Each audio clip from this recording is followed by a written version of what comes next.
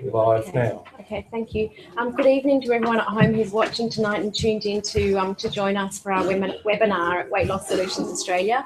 If you can just actually bear with us for a short period of time. We're still waiting on some guests to arrive in our clinic tonight. There's been quite heavy traffic, so we will make a start as soon as possible. Thank you so much.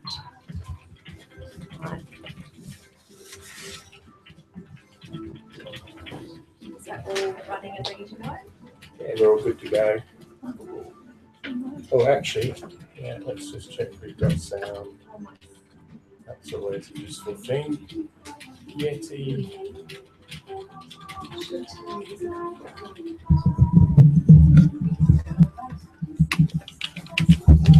Just put this one here.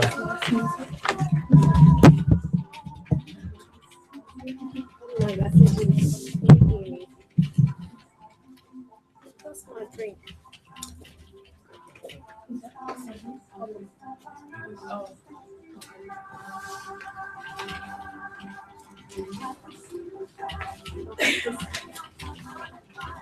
Right.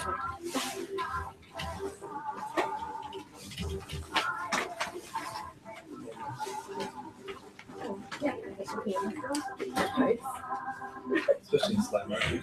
Yeah. You. When I'm doing my voice. I don't want to sing.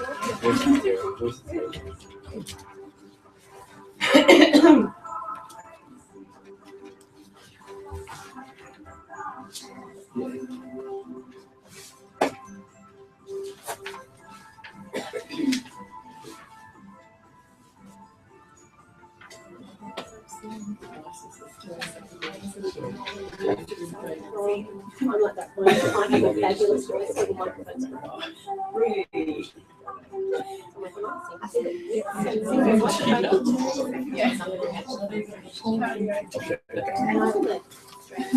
and I love it as a separate YouTube video. Great. No problem, I'll get it going. Okay, thank you. It is not quite 10 past 6. I'm just going to go and get my phone.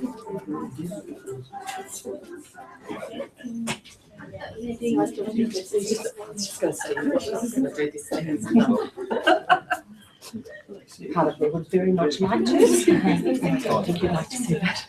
Does everyone give it a notepad and pen?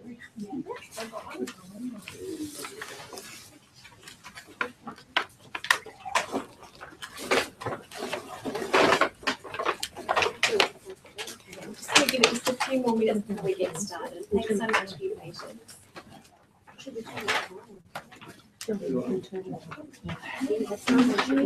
What are our mail people?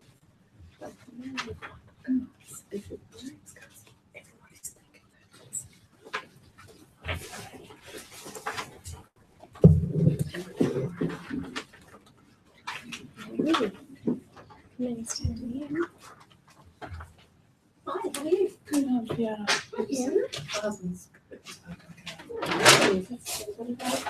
The delayed starting. Everyone's been stuck in the traffic. Yes. Was there an accident?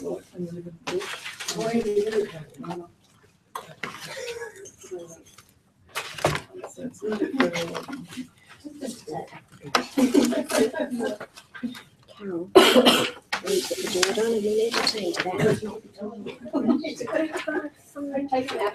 It's your phone. We used to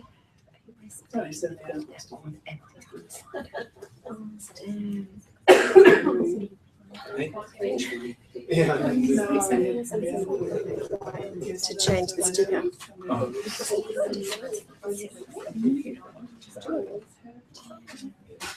Can we answer for you?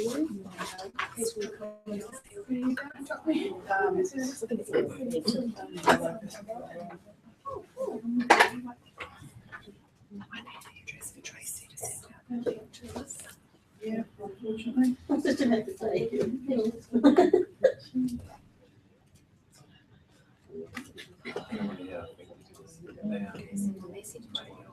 Yeah.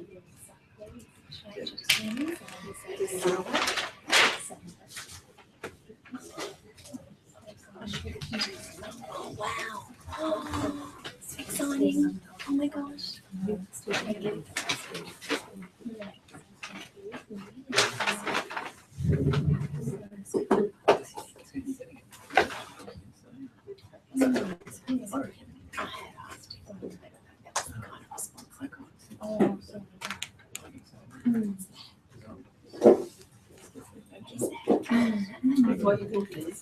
Michelle's lollies.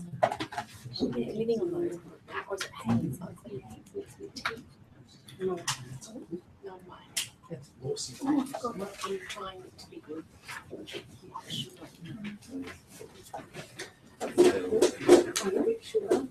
This is my husband. No, how are you? I could yeah.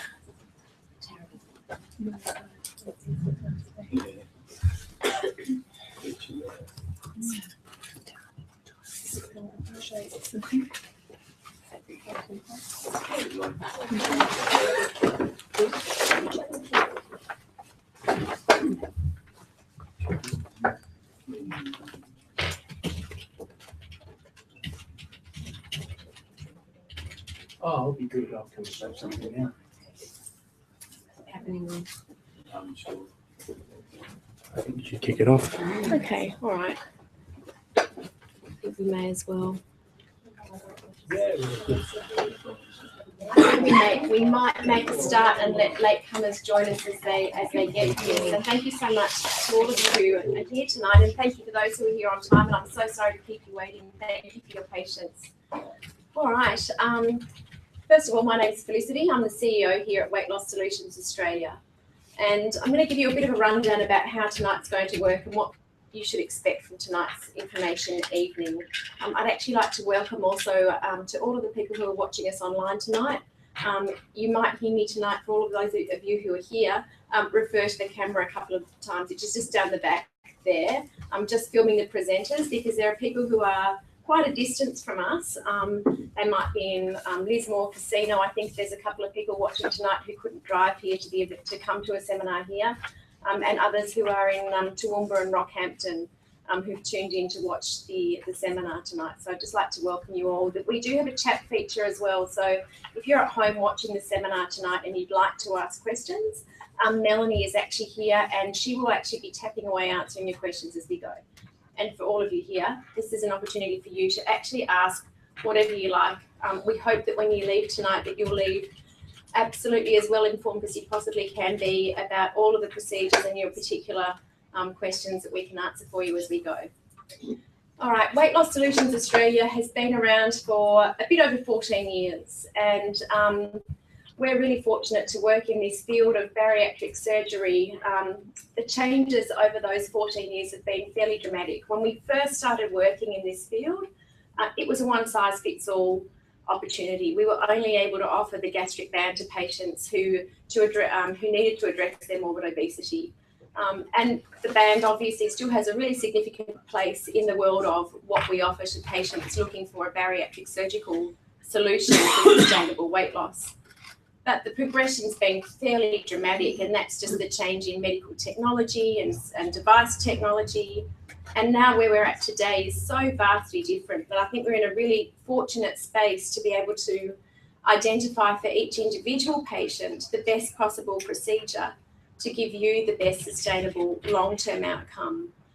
So it's a really exciting place to be in, where we're actually offering so many different solutions. And there are three main ones that we actually offer here.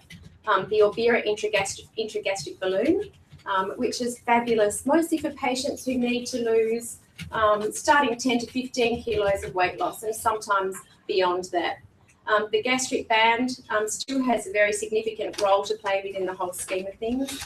And the sleeve gastrectomy are the three main surgical procedures that you're going to hear about tonight. And then there are obviously others. We have patients who have provisional surgery, bypass, mini bypass as well, or also they feature as part of the whole bariatric world, what we offer. All right.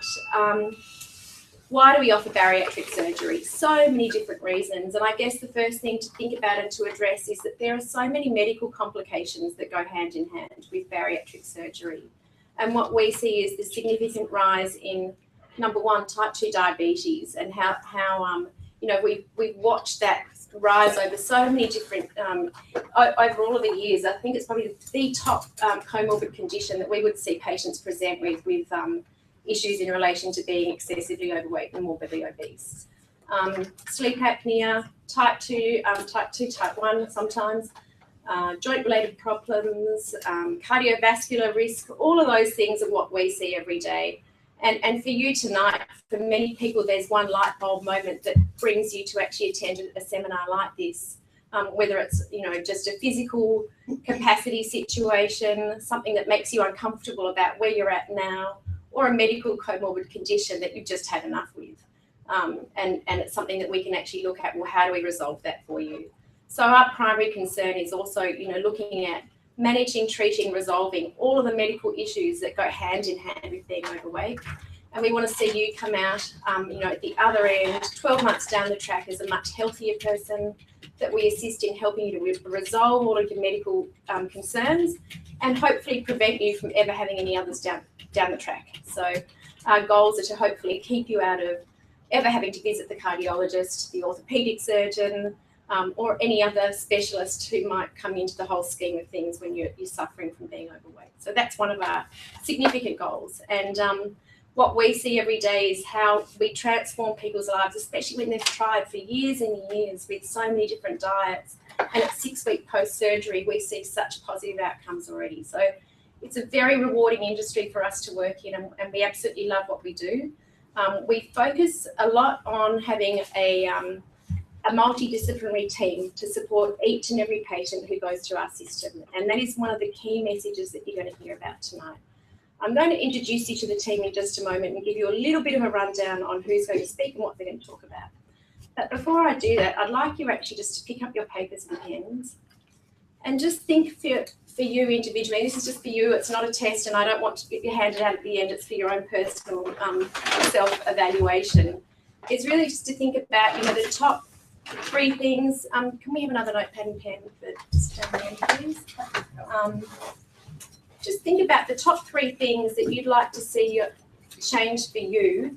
If you could see your future self 12 months from now, the top 3 things that you'd really like to change as a result, as a benefit, as an outcome of changing your life through bariatric surgery, what would those 3 things be? And just try to visualize that, have a think about it, write those down, just give you some time to focus on what your goals and expectations are for just a moment. And for those of you at home, do the same. Give yourself some time to think about it. It could be something as simple as being able to sit more comfortably in an aircraft seat in an economy class aircraft. I actually had a trip back from Melbourne after visiting family and friends over the weekend, and I felt so much, I felt the pain for the person who was sitting 2 seats away from me, because I could see how uncomfortable they were sitting in an economy class seat. Lucky they were sitting with close family and friends, because I just imagined how uncomfortable that would have been for that person. It might be how you want to see yourself playing with children or grandchildren, all of those things. It's different for everybody. Right, everyone there? Beginning to see your future self, I hope. All right, so I'd just like to firstly introduce you to our professional team and who you're going to hear from tonight. I'll start with Carol. Carol is involved not just on our reception desk, but she's a registered nurse with many, many years of really valuable experience to assist you and guide you through your process at Weight Loss Solutions Australia. Tonight, her role is going to be to give you a complete rundown on each of the surgical procedures and non-surgical, being the Morbira intragastric balloon.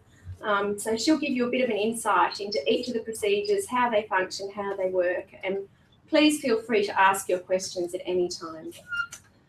Next, I'd like to introduce you to Warren, who is our psychologist team member. So these are the people that you're going to get to know frequently, get to know them over time. And tonight, Warren will tell you a little bit about what to expect when you come to see the psychologist here, what follow-up looks like a little bit, and give you a little bit of insight into how does that relationship work when you come to see him here. We have 2 accredited practicing dietitians tonight, and we will allow them to share the stage because they do a great job sharing their information together. Peter and Bonnie are our two dietitians here at Weight Loss Solutions Australia. It doesn't actually really matter if you meet in consultation either of them the first time around, you're actually able to see either or. So they work together in conjunction to support all of our patients. Melanie is our patient relationship officer. Some of you might have already come into contact with her before attending tonight. And she's also tonight going to share her own personal journey of having had bariatric surgery. So she's a great resource here.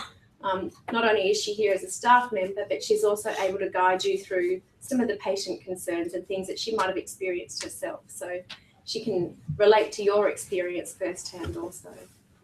And I think that's it tonight. And then we do have 3 other patients who are also joining us to share their stories. One who's here up the back who's had a wonderful journey with the gastric banding experience. And I really look forward to introducing you to the patients who are here to share their stories tonight a little bit later.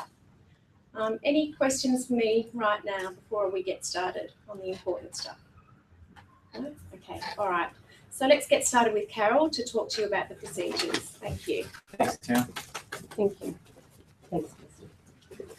Hi everyone, thank you for making the journey to come out tonight. I know that some people have travelled quite a distance as well, and there's been some traffic problems on the way down from north, I believe, especially. So for those of you who are here, thank you, and for those of you who are online, thank you also. The questions are already starting to flow.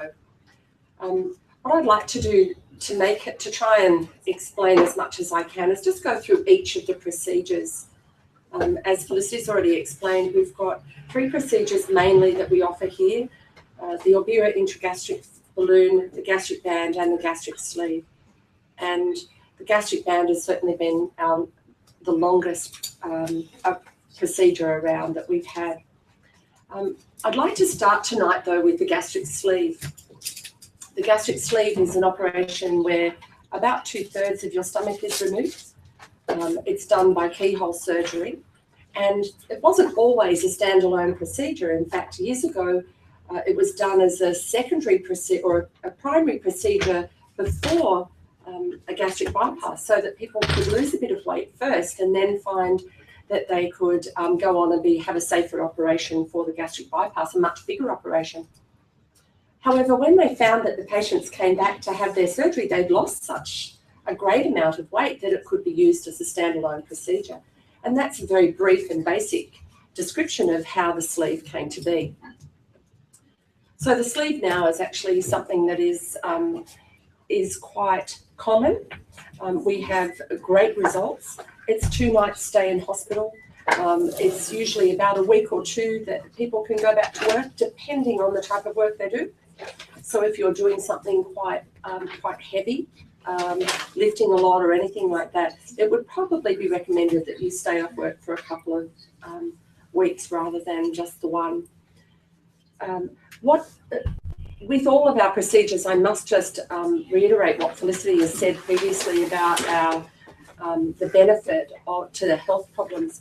In fact, I'd just like to share with you, yesterday we had a gentleman who came in for his 6-month check, and he had a sleeve done, and I just asked him how he was going, and he said his words to me were, "I am fantastic." Now, the reason that he was so fantastic is because he was no longer on his diabetic medication or his blood pressure medication. He found that he'd lost 32 kilos, he was fit, active, he said he'd never felt better in his life. That's just one of the examples of somebody who's actually quite soon after surgery. But, it goes a lot bigger than that. It goes on for years, and we are very fortunate enough to be able to see people that we have seen over the last 14 years, and they still come back to us, which is great news. But that's just something that is one of the advantages with the sleeve. It really is great for diabetes and all the other comorbidities that people can have, like sleep apnea and high blood pressure, arthritis, back pain.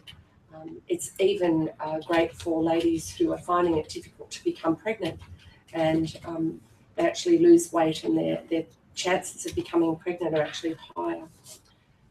So the sleeve itself has some risks associated with it. The 2 main risks are bleeding or leak, and that can happen through this seam down here. even though the seam is great, they've developed these instruments that will close the stomach, and it's like a layer of bricks. There's 3 different lots of stapling that goes down, and it looks like a layer of bricks. And so the sleeve seam is actually really well, it's ingenious, I suppose, is the way I describe it, the way that people have developed these machines to make the stomach seal so well in one action, not just, it's not stitching or anything like that. But nevertheless, because it is a surgical procedure, there is a risk, and the risk is down to 1%. So it's pretty low when you consider the amount of operations that are being done. All in all, the results are fabulous, and they certainly help people live a much better and longer life. So basically that's all about the sleeve as far as the surgical side of things goes. So if we move along to the band, I've actually got a band that I can show you here. And a little demonstration. Excuse my back.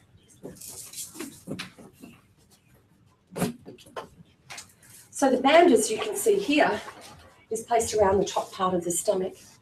It's still done by keyhole surgery, and it looks a bit like that once the band is around the stomach. As you can see, it's put around the top third of the stomach.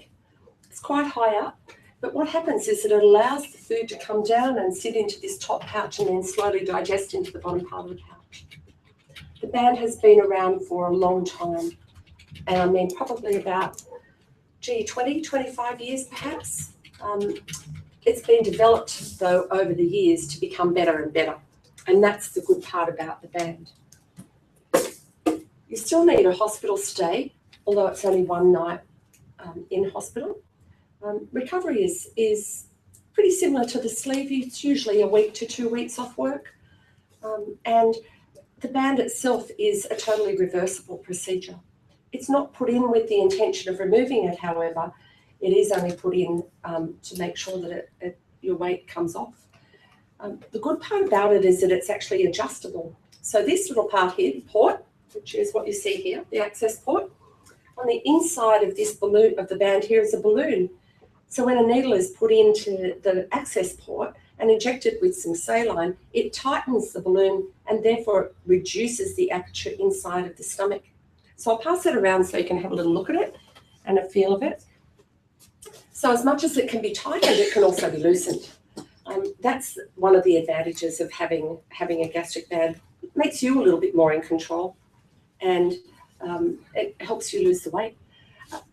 Bottom line is with both of these procedures that they are both great procedures, but you've got to look at the one that's going to suit you best. So that's what we try to aim for. What's the one that's going to suit you as a person, to suit your lifestyle, to suit whether or not you can be the one to be disciplined to come down and have band adjustments regularly.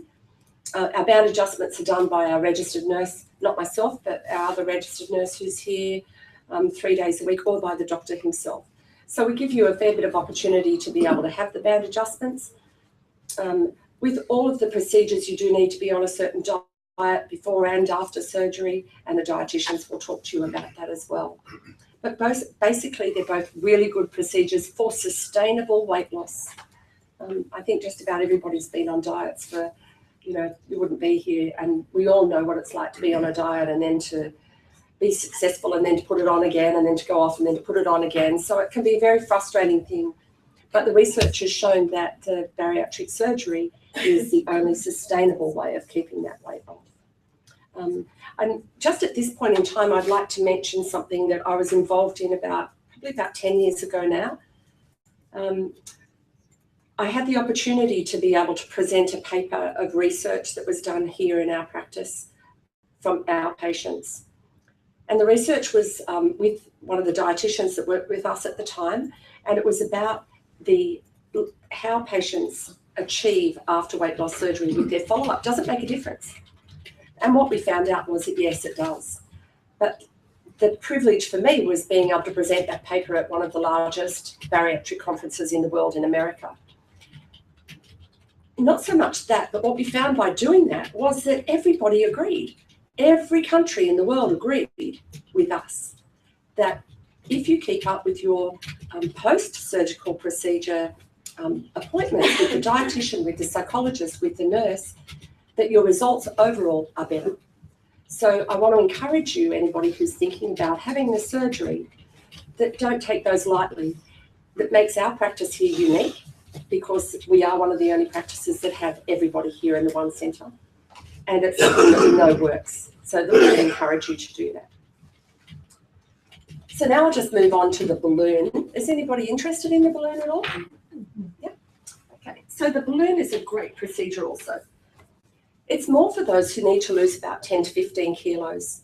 And the great part about it is that even if you needed to go and have, for example, knee surgery or something like that, and the doctor said, no, you can't have surgery unless you lose 10 to 15 kilos, and then it's difficult to lose that weight. You can't exercise because your knees are sore.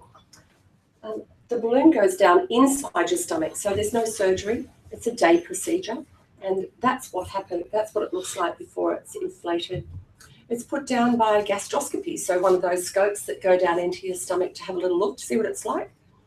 And that's put down via the gastroscopy, and then it's blown up and it's much more inflated than this. But this is what then sits in your stomach, in the upper part of your stomach, so that it takes the place of food. So it's sitting there and you can't eat a huge amount of food because you've got something else in your stomach that fills you. The idea with the balloon is that it stays in for 6 months. So it can't stay in any longer because of the gastric acid. I'll pass those around for you. The gastric acid inside might affect the outside layer of the balloon. But it enables you at least to reduce your portion size. Now we offer a 12-month program so that once the balloon is out, you continue to see the dietitian and the psychologist so that you can keep on with those good habits that you've learnt over that 6 months that the balloon is inside. When it's removed exactly the same way. It's deflated by some little clasps and it's withdrawn.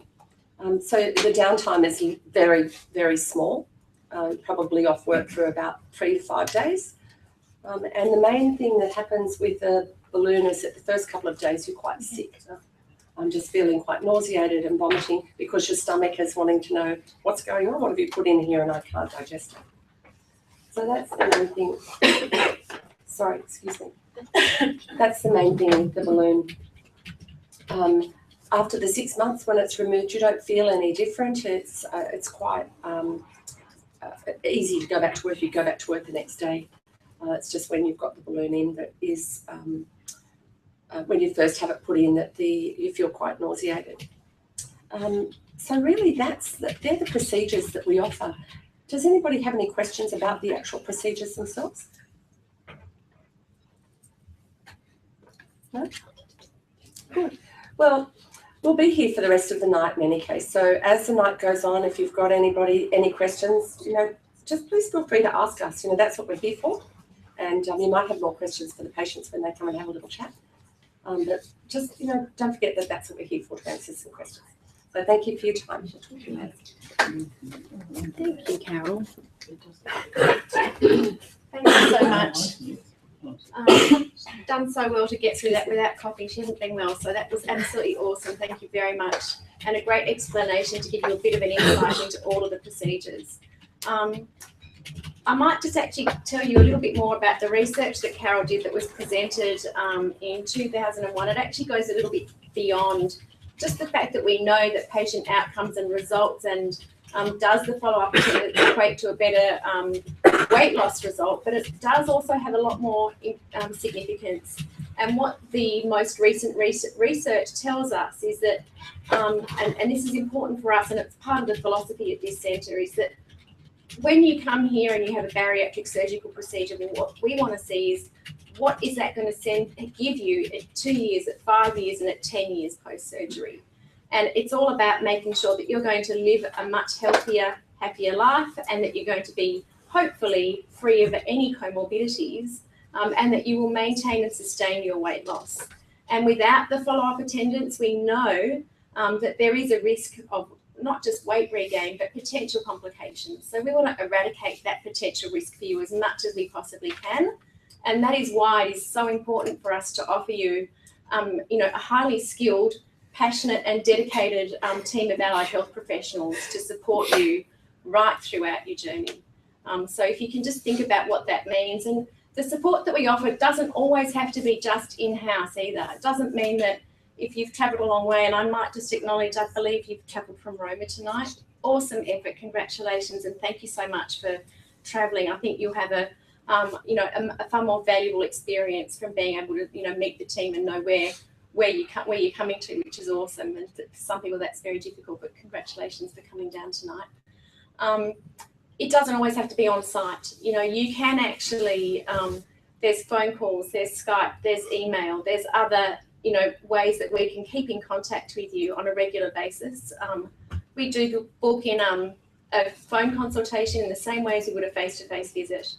So if there's 1 week that you just can't get down, but you still feel that you really need that consultation and you don't want to miss out, then you still have the access via other methods to keep in contact with your team. All right, and we do love to be involved in research.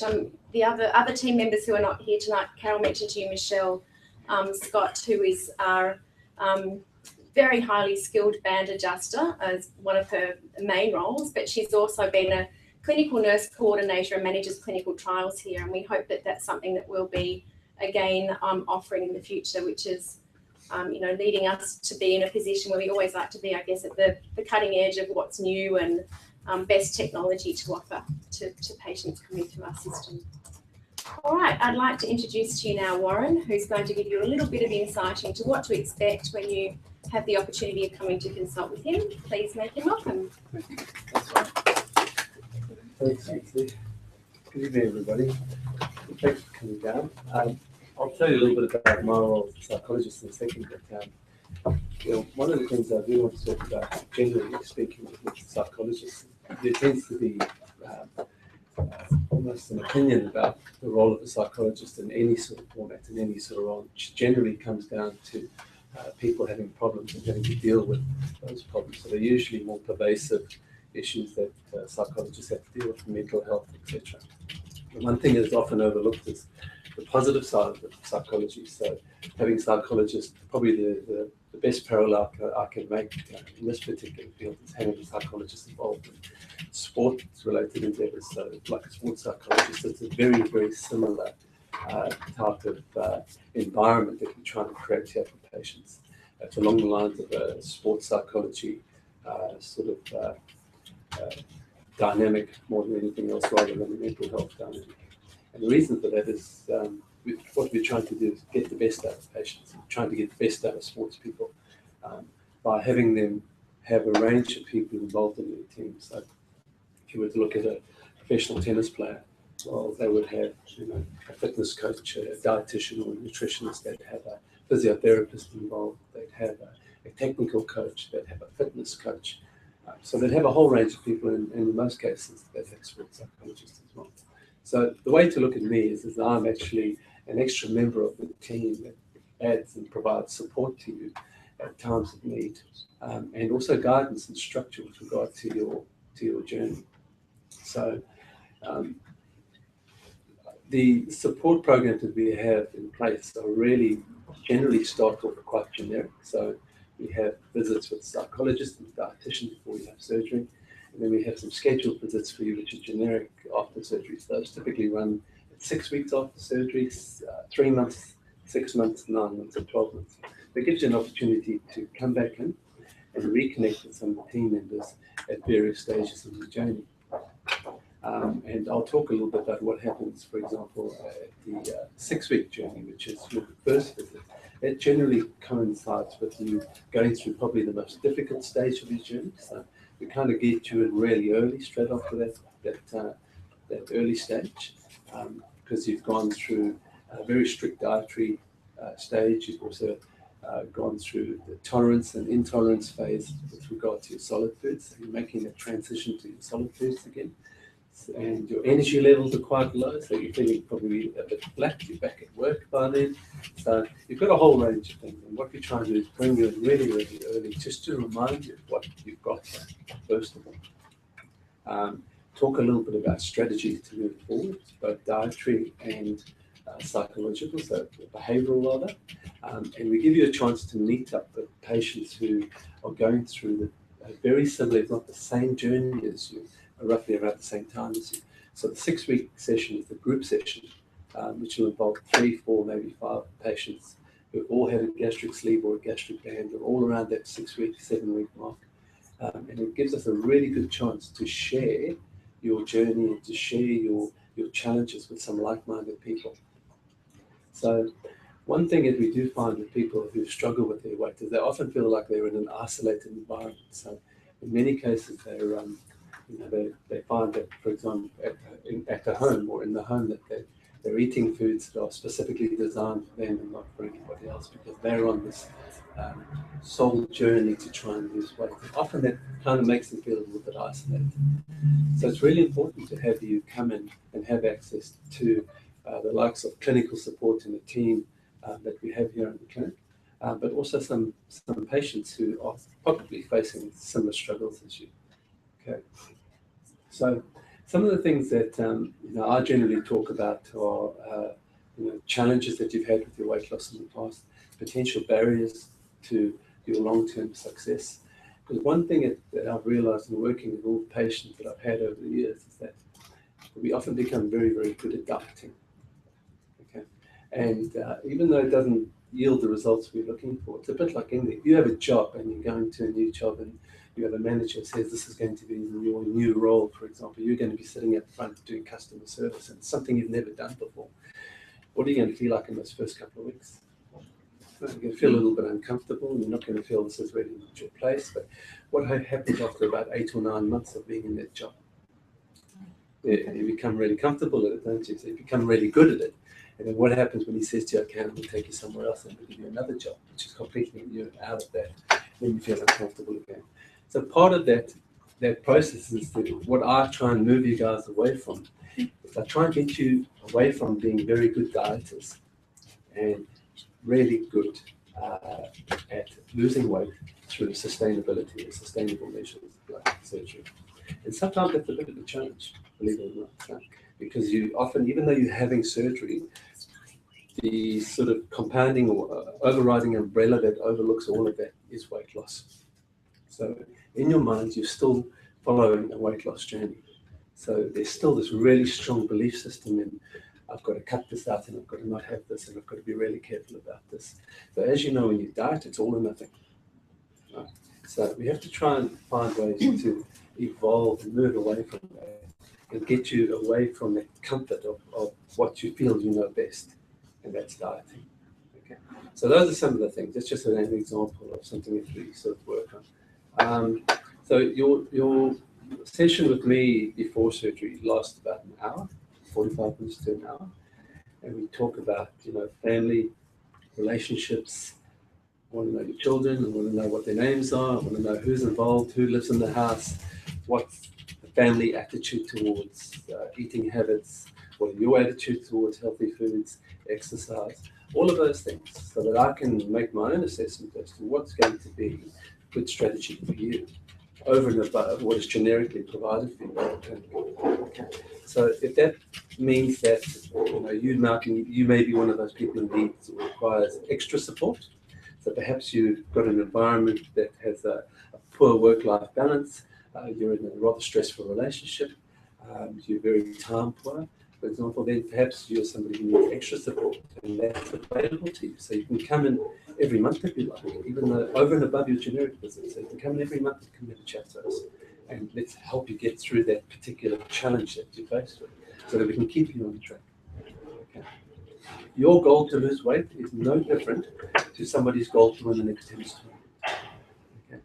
Whatever happens in your day-to-day life usually implicates the success of that journey. Okay. But generally speaking, aside from obviously following rather difficult and unsustainable paths, you're generally doing something that is goal-oriented. So there's something that you're trying to achieve, and there's everyday life that happens in between.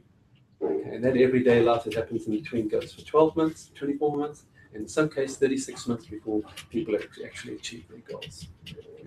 Thankfully, with weight loss surgery, weight generally comes off really, really quickly.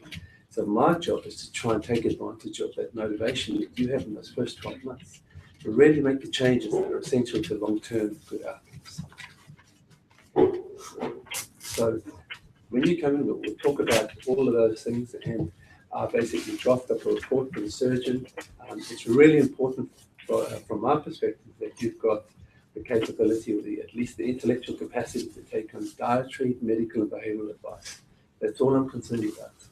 The rest of it I can work with. So if you've got long-standing depression, anxiety, or any issues, we can work through those things.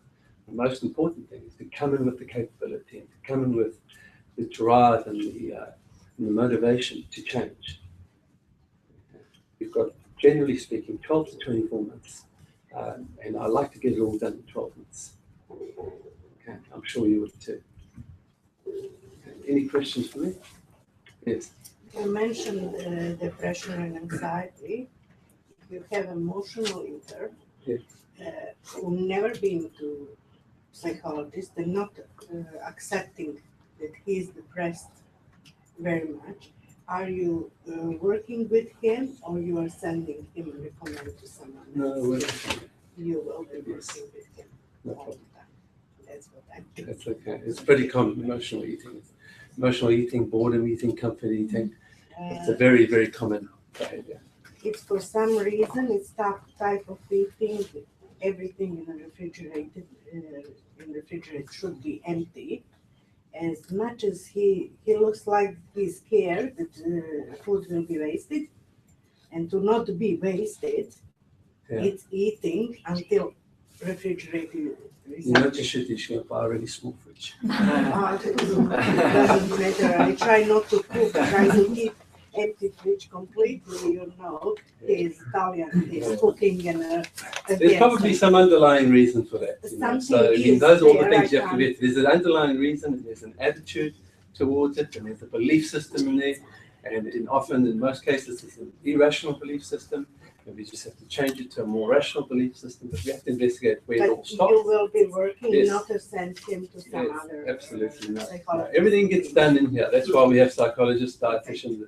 Everything gets done in here. It's very seldom. I've never in 2,500 patients ever seen somebody else. Right? Okay. All right. No other questions? No. Okay. Thanks. I think that was the first question for the night, wasn't it? Yeah, awesome. Well done, Warren. That's the first time for everything. Most people are generally, when they don't ask any questions, when the psychologist gets up to speak. So I'm really impressed to see that was the first question for Warren tonight. Exciting. I think the key thing is to know that the support's there, no matter whether it's the nursing staff, the dietitians, or the psychologists, that you have that access to support no matter what your situation. Everybody's situation is going to be different. I remember one patient who was in here at 6 weeks after surgery, and I was chatting to her just before going into the group workshop, and everything was fabulous, and she was great with all her weight loss and the reduction in her medications, but her one thing was that she just didn't know what to eat anymore. So that might have been a barrier at that stage that she was then able to then work through with the allied health support team by talking to the psychologist and the dietitian. Everybody's journey is going to be different. All right, I'd like to now move on to introduce you to our dietitian team, Peter and Bonnie, who are going to give you a little bit of an insight into what their roles are and what to expect when you see them. Please make them welcome. Thanks, Felicity. Evening, ladies and gentlemen. Thanks for coming in tonight. I'm a dietitian. Bonnie's a dietitian. This is the most exciting time. We get to talk about food for a few minutes.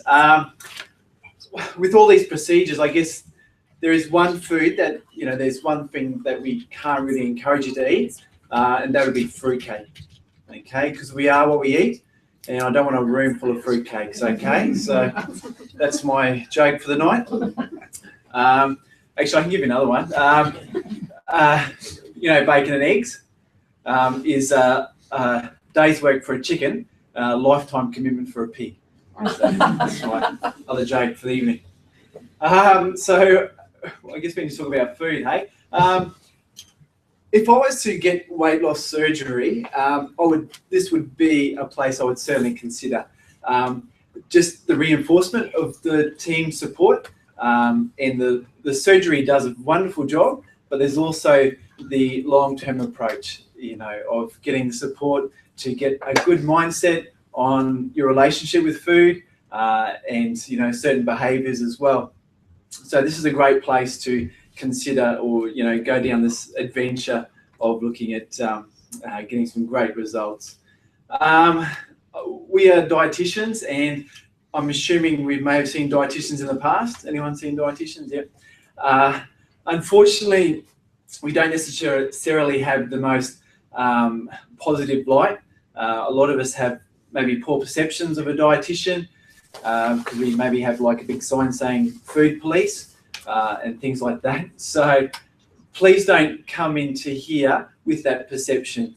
This is quite a unique place, as our role here is not necessarily, as Warren reinforces, the fact that we're not putting you on a diet. We're we're assisting you through a journey where you can see food in a whole different perspective, and get to a place where you can actually enjoy your food and not worry about calories or things like that, and just rob you from the enjoyment of eating, which is what we want to do. We're designed to eat, and we want to get enjoyment from that. But we are quite unique here. Bonnie will might talk a bit more detail about some of the procedures here, and I might finish up with some other specifics as well. Thanks, Bonnie. Absolutely. So I guess first of all, who's sort of had a look on the internet about different sort of things to do with the gastric surgery and nutrition sorts of things? Yeah, everyone sort of had a look and sort of Google, chat rooms, things like that. So I guess the thing you notice is there's a lot of information out there, and who's felt a little bit confused sometimes having a read at everything that's there, okay? I guess the main question is, why sort of come to WLSA? Why have this dietetic and psychologist sort of follow up? As Carol said at the start, the research has shown in the long term, absolutely patients have more success coming to see a dietitian, coming to see a psychologist, having that team support around you. Basically, we talk you through, you come in, you have an initial consultation, we sort of find out what you're doing at the moment with your diet. We might sort of give you some sort of tips leading into your surgery and sort of start some healthy habits early. But then the most important thing is we sort of, I guess, give you guidance with the transition into surgery and out of surgery. So there is generally a pre-surgery diet to get your body in the best shape for your surgery. Sort of usually 2 weeks beforehand and 1 week for the balloon. We put you on a pre-surgery diet. So it's sort of a low-calorie diet to basically shrink your liver. So when you carry excess weight, your liver can be enlarged. So it is important that we sort of put you on a bit of a detox and shrink that liver to allow the surgeon ease of access to the stomach. Okay, so that's sort of important. We talk you through that. After the surgery, you don't want to sort of jump straight back into a full diet. Okay, we need that time for the stomach to heal. You've just had, I guess, pretty major surgery in the sort of sleeve, and obviously your balloon, it's non-surgical procedures. That's a little bit different again, as I'll go into. But basically, it's a 5-week sort of process. You come out and we transition you through liquid, liquid, pureed, soft, and then onto a full diet. So that's the kind of thing that, reading on the internet or sort of trying to do it yourself, you may be a bit unsure of. And as dietitians, we can lead you through that process, and you won't feel confused and know that you're getting sort of the right nutritional advice. In gastric surgery patients, there are certain, risk of certain deficiencies, things like iron, protein, zinc, calcium, vitamin B12s, okay? So those certain things have been shown, gastric surgery patients are basically at risk in the long term as well. The rest of your life, generally supplementation is required. Okay, so before surgery, we do recommend, we basically make you go on a multivitamin, okay? That's just to cover basically those bases, because as you can imagine, when you do have the surgery, you can't have the same amount of food. You are having sort of smaller portions, so you may, you know, you still want you to eat a wide variety of food, and it is important that what you eat is nutrient dense, absolutely, which is what we talked you through. But we do want to make sure you have your bases covered, so the multivitamin basically covers that, okay? We also do pre-surgery blood tests, so we can identify basically if you do have any deficiencies leading into your surgery and get those covered sort of leading in. You know, you may be low in iron. We can help you through your diet to try and get your iron levels back up to normal before your surgery. Also, after surgery, we do a blood test and make sure that all those levels are basically sitting where they should be.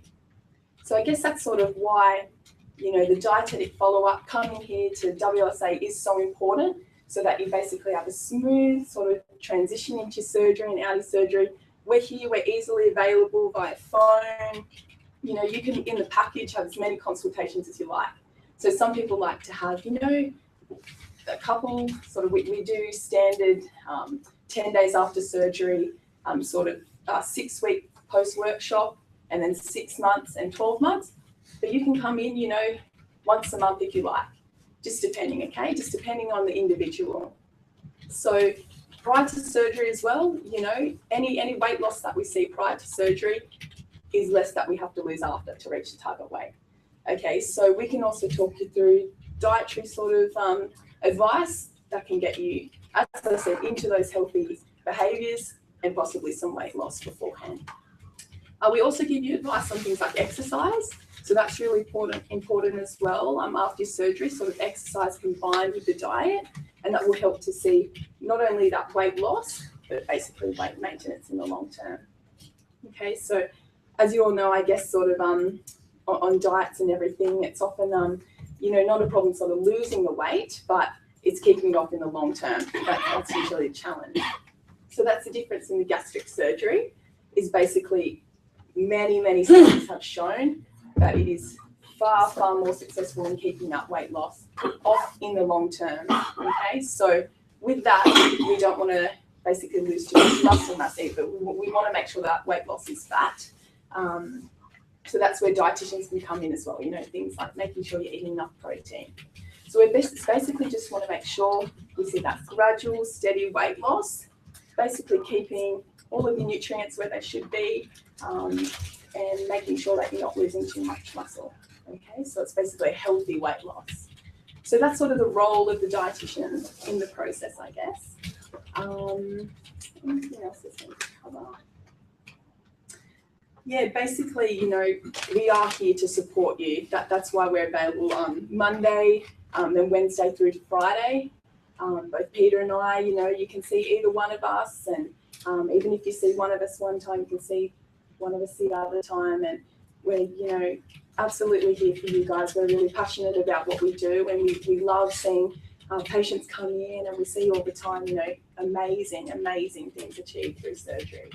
So yeah, basically, as Peter said, I'm the same. I would really highly recommend WLSA, and you know, we see it every day sort of for ourselves, the results that can be achieved. So yeah, I think that dietetic follow-up is absolutely essential, and as the reasons I mentioned, and yeah, just to make your journey, your weight loss journey easier and provide that guidance and support. That's great, Wayne. She summarises things well. I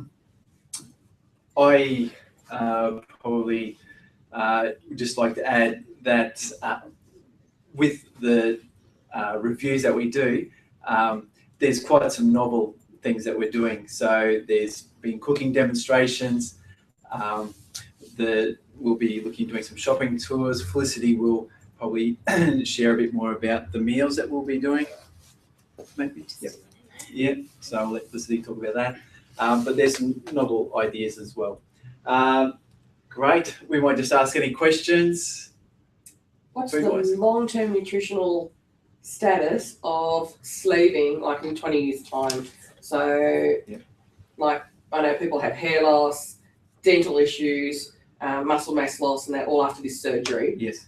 Which is supported by supplements. Yes.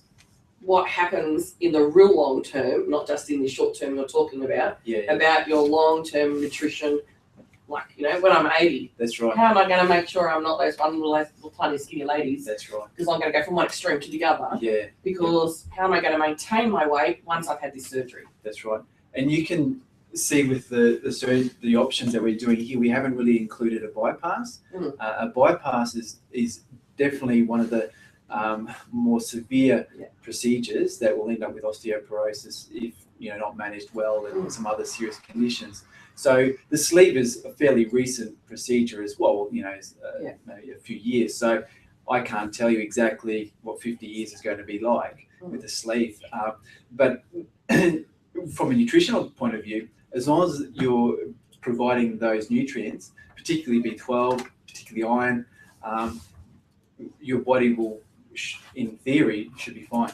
Okay. And so I have a chronic and complex condition. Yes. Autoimmune. So I can't maintain certain vitamin levels and I can't maintain iron levels. Yep. I'm already on those supplements. Yes. Yes. So I can't take any more. No. So, and I have to maintain that level through diet. Yep. So I can't sit down to my big steak anymore. No. So right. How do I manage those sort of things if I went for a sleeve? That's right. So the B12 supplements that we can provide or you can use are sublingual. So they don't require the intestinal digestive system at all. So B12 should be pretty much well sorted. With iron, if you're in that severe condition, certainly again bypassing the digestive system. That's the infusions. Yeah, that's right. Yeah. Right, so you're adding extra procedural things in time. In those, not common conditions. No, and I appreciate I'm outside the box. But it's one of the questions that I haven't been able to research myself. Yeah, because that is quite an individual procedure. So without the digestive system, the B12, sublingual drops, no problems at all. Yep. And the iron infusions for which you can do at a GP clinic for it's a couple of hours, or not even these days. No, a few. Yeah. Do it home. Yeah. And also just on that was a great point about the the long-term possible complications. I mean, we've heard of patients who haven't actually seen a dietitian throughout the whole the whole process before the procedure and afterwards. And I'm sure you would find they're sort of more the patients that would experience these sort of effects, particularly in the long term. That's what Peter and my job is here to do, to teach you guys, to educate you and show you sort of what a balanced diet looks like and a diet suitable, so you can maintain those healthy nutrient levels. And, you'll find that you will sort of take that on and that will create certain new habits, for the long term. So I think it's something that you can take into the rest of your life, these changes, and you'll sort of look back and see how far you've come in terms of diet and how much more you know about different foods and what they contain. And we can certainly guide you on that. And that's, like I said, we're sort of here for as many appointments as you like, and it's sort of that education is part of the process, not writing you perhaps a really sort of strict kind of plan afterwards in the long term. It's about, a healthy, balanced plan for the rest of your life to maintain those levels. Carol did mention with this sleeve that there is a very small, minute chance, like a 1% chance of bleeding after having the 2/3 of the stomach removed. Yes. How is that detected? And if it is detected, can it be fixed, or how is it fixed? Yeah. So Carol, did you want to, from a nursing point of view, answer that question?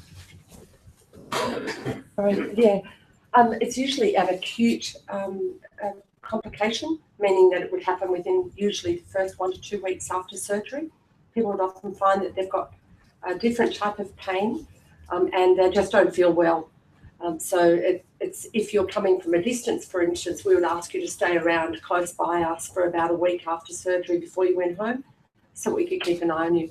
And straight after surgery, you're also given an X-ray called a gastric swallow, so that you're swallowing a dye and the X-ray is being taken of your stomach as it comes through here. And so that dye, if there was any tiny minute leak, would extravasate outside of the seam. As I said, it's very low risk, but certainly that's something that that's the prevention that we use, or the at least have a look at it to see if it's to be detected early. If there was a problem with that, yes, you would need to stay in hospital longer for sure, and it may need to have further surgery. But that's certainly it is a low risk, and it is something that you just need to be aware of. Does that answer your question? Thank you. Carol, can I ask one more question Yes. again on that? So if that complication was to happen, is that something that you would have caused yourself, for example, being too overactive too soon after surgery or overeating too much too soon? Like, what's the reason that would happen if it was going to happen? That's 1%. The reasons could be varied, but certainly it's not usually that somebody would be able to overeat or do something too much yourself, especially within that first week after surgery, because you would be only on fluids, and the amount of fluids that you would be able to have is not very much. As the dietitians have said, it's only a small amount of fluids that you can have, but not something that you wouldn't sit down to say, for example, oh, I'm hungry, so let me go and eat something like a steak or a burger or something like that. Exactly. You just wouldn't. I don't know that anybody has ever done that, but you never know. There might be some people out there who might want to try it. And if they were silly, and if they were silly enough to do that, and I think it would be a silly move, then certainly they could play a part in that sort of thing. But mostly, if it was to happen, it would just be something that was no real reason why. A misfiring or a staple not closed quite properly enough. Just one of those things that happens sometimes in surgery. Yeah. Sorry, thank you.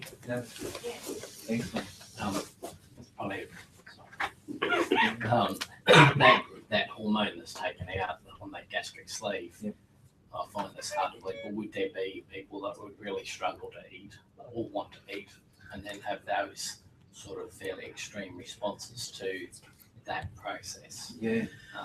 Do you come across that? So instance? that part of the stomach that gets removed is primarily the ghrelin. That's right. Yeah. So you do have a profound lack of desire to eat, and so it can be problematic to some degree, particularly when you're trying to get habits of like trying to get breakfast in there and certain habits like that. So it is a problem, but it's a good problem. So, but we haven't seen people necessarily develop into anorexia nervosa type conditions. Okay. All right. Yeah. I've just seen one lady that I would consider her to be at the extreme end of the scale on the weight loss. Yep. As in skin and bone nearly. Yeah. Yep. And that's right. But her dietary intake is quite unhealthy with what she does eat. That's right. From what I could see. But you see a lot of people there at a good weight size, but then I can see one lady who has gone. That's right. A bit too far. Way too far. Yeah. Yep. Yeah. There's probably psychological aspects or other behavioural aspects that haven't been addressed properly. Yeah. Yeah, I think that's why the follow-up is so important as well, so you can sort of track your weight, that it's a healthy sort of rate, and keep an eye on things like that. That's right. Thank you. Excellent. Bonnie and Peter will Thanks, still both be here after. That does sound like a very extreme case, and often those are typical of patients who do not access adequate follow-up, or they might self-manage in an inappropriate way and not look after themselves well, and then years down the track when they contact us, we've had, or other clinics or whoever it might be, there's been no opportunity to actually deal with and resolve those processes along the way to support them. I'm just going to add quickly to your question as well. We have access to one of the most brilliant physicians. He actually worked with us as a bariatric physician, a GP, but with specialist qualifications, also involved with the Australian College of Environmental and Nutritional Medicine. And he's a great support to our patients and will always still be available via Skype consultation. He doesn't live in the area anymore, but as far as supplementation, if you're one of those people who does experience early hair loss, for example, then he's actually been able to work with patients to restore that to absolutely normal through, I don't know what the doses are personally, but there's a range of supplements that we recommend. I know zinc is one of them, but there's other areas of support that he can assist, and he's got a really incredible background and experience from that nutritional doctor input for bariatric patients as well. So if that was something that we needed to access for you as an additional support process, that would be available for you. Yeah. All right, how's everyone going? I hope you're finding the information helpful so far. We're about to get to the exciting stuff, which is, of course, the patients who get to share their stories. If I can just ask everyone who's online tonight, if you can just actually let Melanie know that the sound's working, that everything's okay. I hope you're all asking questions, and please keep doing so. If you're asking questions, she's there to answer them. Before I get on to the patients, I've just got one very exciting little piece of information to share with you. We all love food, and we know that we want food to still be a really important part of your lives, and that's why having things like educational cooking classes is something that are really important to us, and we've had a lot of fun with our cooking classes lately. It's something that we offer to patients to come in and get involved with. You get to get your hands dirty and get into the kitchen a little bit and do some exciting things with our chefs. There are 2 of them who've been working on running cooking classes for us recently. And we've been doing them on Friday mornings. Peter's also a great contributor in the kitchen, and it's a lot of fun, and it's part of the education process. So one of the things that we've learned is that food in the past for many patients has been the convenience factor around food and lifestyle has been the problem that's led to where you're at now. And what I would really love to see happen is convert where convenience has been the problem, make it the benefit.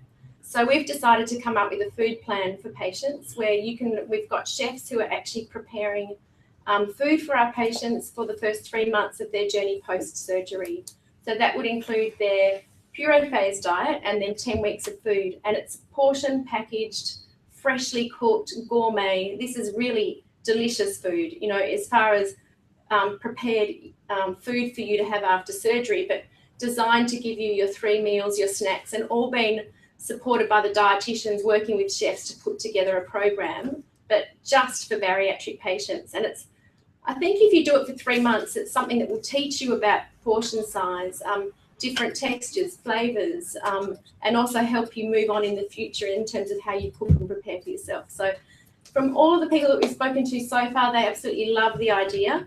For the food, the dietitians will be able to actually help you with ordering the food program if that's something that you're interested in. We think it's quite exciting because it's new and just the freshness of it too, and having chefs cook it locally. So it's actually available. People will be able to pick it up here, but we've also got a refrigerated delivery system as well if you're not within the local area, which adds a little bit of cost, but the value is absolutely awesome. I think it works out to be about the same cost as if you were to go to, I was looking on, I'm not a fan of McDonald's, but I had to have a look at their prices today to see what would it cost if I was to go and have one of those Big Macs and some, and have an upsized meal with a Coke and some French fries and maybe a, what do you have for dessert? A sundae. And I think our meals work out to be about the same price. So I thought, oh, that's not too bad. But I'm offering something that's really high-end, delicious, yummy, gourmet, fresh cooked food. So the chefs are very concerned also about, you know, organic, fresh ingredients. We've all done a lot of the sampling of the food that he cooks for us here. So we're quite excited about it. What do you think? Do you like that idea? Hopefully it's something that patients will really take on board, and it's something that we can offer to support and help you. We like to do all sorts of things to support patients. It might be to get you involved in different exercise programs. We've had patients get involved in triathlons in the past where we've worked and trained together. We're always looking to try and do something different and something new. So you'll hear different things along the way. This year we're actually reintroducing our Christmas extravaganza, which is a Christmas event for our patients, which is going to be a lot of fun. So you'll see things like that as part of what we do here. But I'm not going to give too much more away now. Yeah, just ask a question about surgeons. Yes. That actually do. Yeah. Are there a number of them you use, or? We tend to have one main principal surgeon, a surgeon who I've actually known since around about 1998. And he probably is the one who I believe has the best skill set in managing and looking after our bariatric patients. All consultings here. We also have a plastic surgeon on team, so that for patients who are concerned about what happens down the track if I need to have any body contour surgery, if I'm someone who's going to need to have, for whatever reason, a tummy tuck or brachioplasty or whatever it might be, that we have someone here who actually looks after post-bariatric patients and has done a lot of body lift procedures. So that's a service that's provided in-house as well. All right. What's the name of the surgeon? Dr. Adib, A-D-I-B, is our principal surgeon. And which hospital? Which hospital? So we have theatre credentials at a range of hospitals. So there's a number of them. Sunnybank Private Hospital, the Wesley is one of the main ones that we use in Brisbane.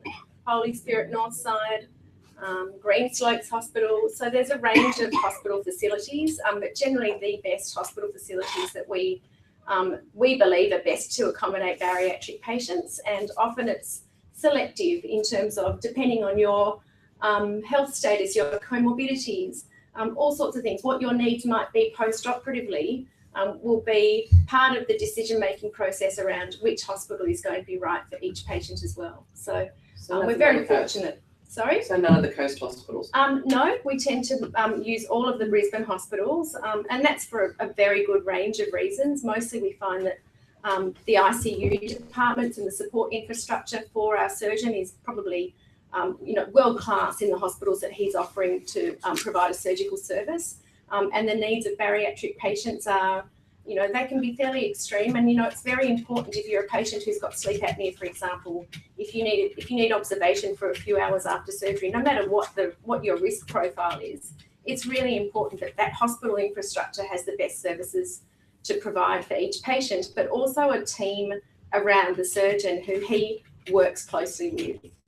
And that's key to making sure that the support system is right. And in a bariatric surgical environment, there are so many different things that are important, right from the operating theatre environment, the surgical scrub team, the anaesthetist who's anaesthetised, thousands and thousands of bariatric patients. It's quite a specialist area. If they're doing an awake intubation for a patient, we want to know that there's someone who's done many of those. So it's the whole surrounding system. And I think that actually goes hand in hand in our belief system here. We're a very holistic system, and our philosophy is very holistic, and that extends to where is the best hospital facility and what does that mean for the patient, right down to the nursing staff on the ward. What's their training? What's their experience in looking after a patient post-op? I had an experience not that long ago where I went to pick up a good friend of mine who'd actually had a revisional bariatric surgical procedure.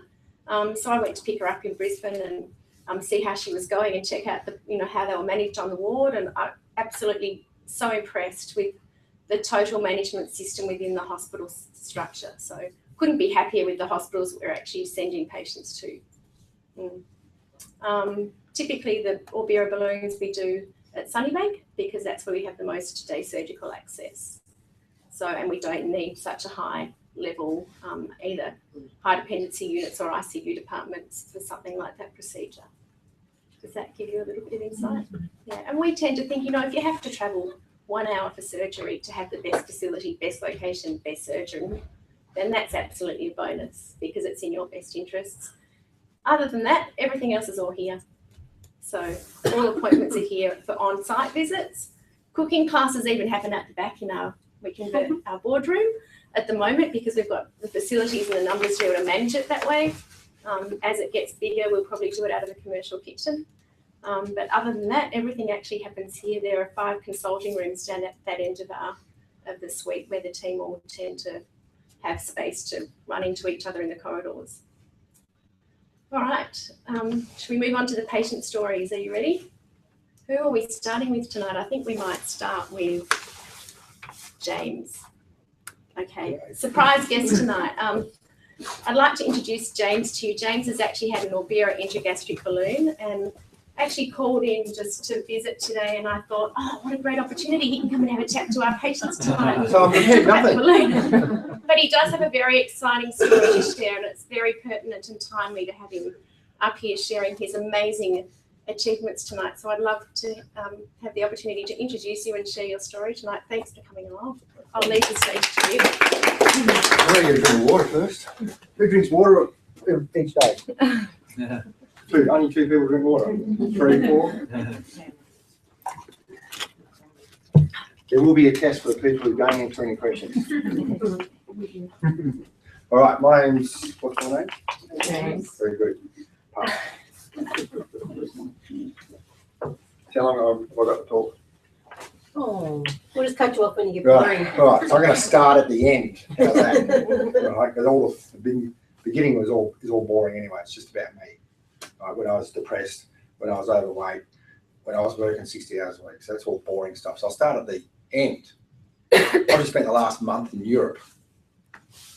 Oh, no, so that's good. Hey, good for me. Hey, saw the Eiffel Tower, saw the Pope. I ate a lot of food. Made Black Forest cake in the Black Forest. We had schnitzel in Switzerland.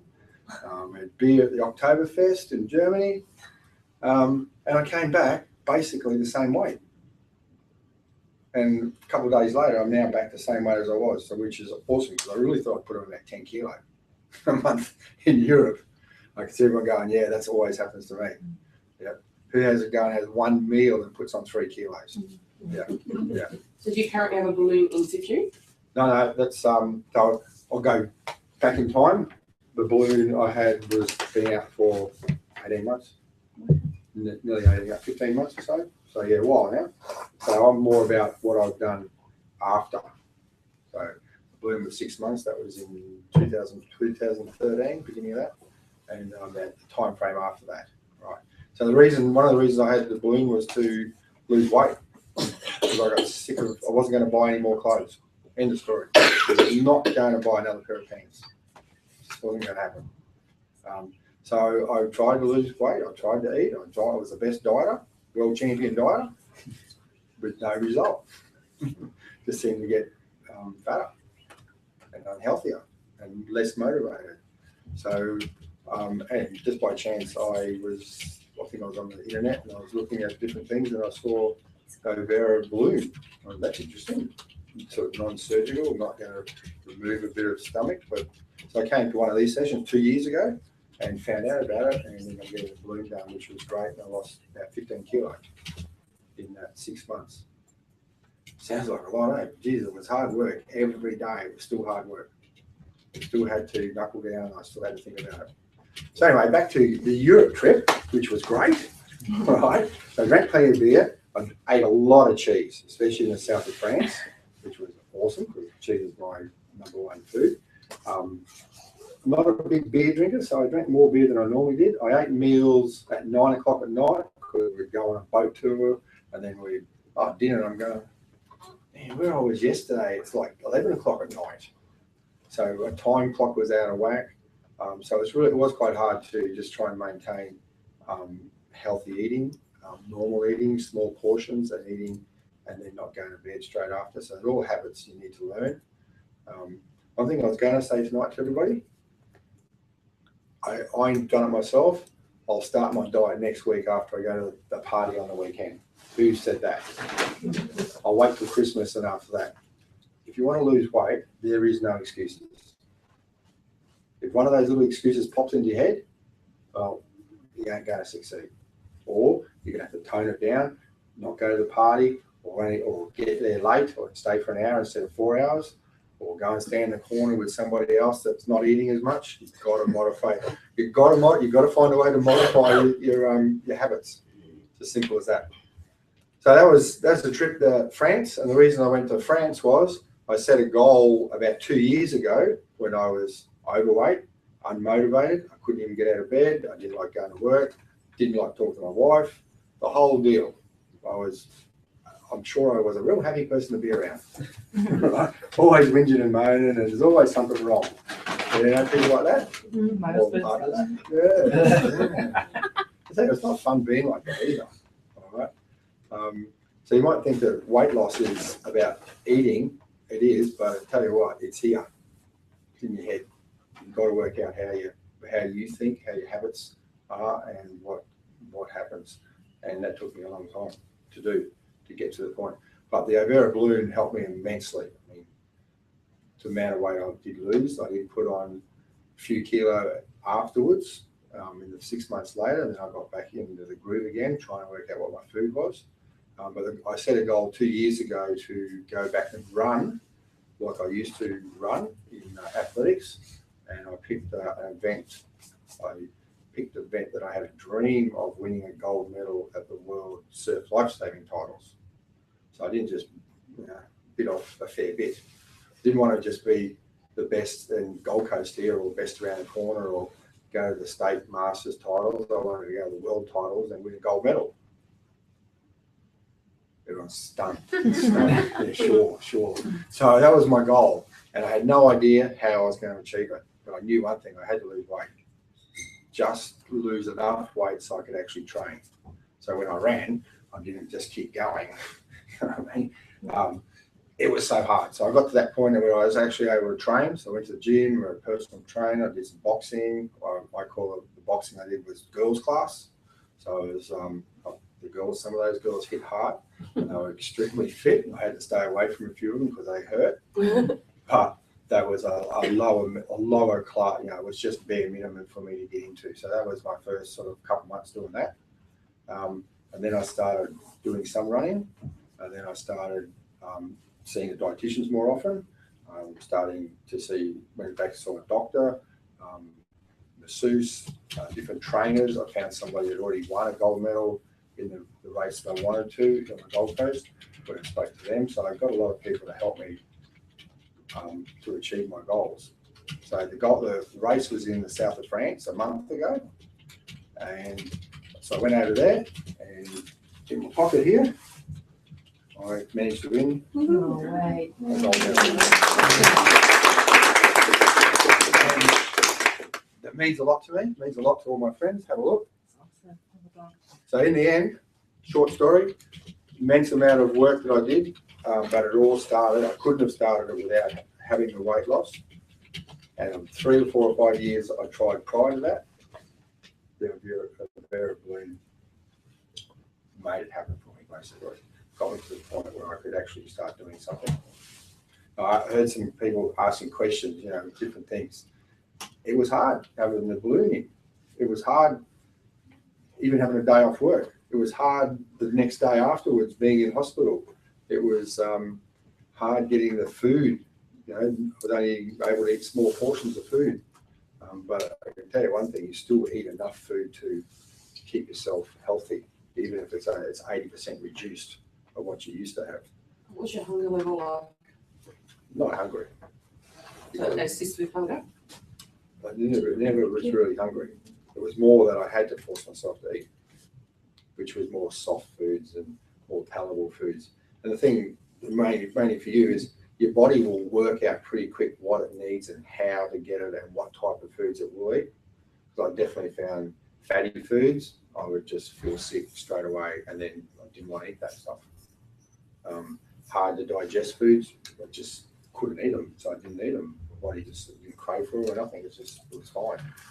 So, but after the balloon came out, yes, I had lost more room to eat food, so I did get caught up a little bit of eating sometimes too much food, but it's still a learned habit, basically. All right, questions? Do you get dumping syndrome with the balloon? What syndrome? Dumping syndrome. No. No? What's that?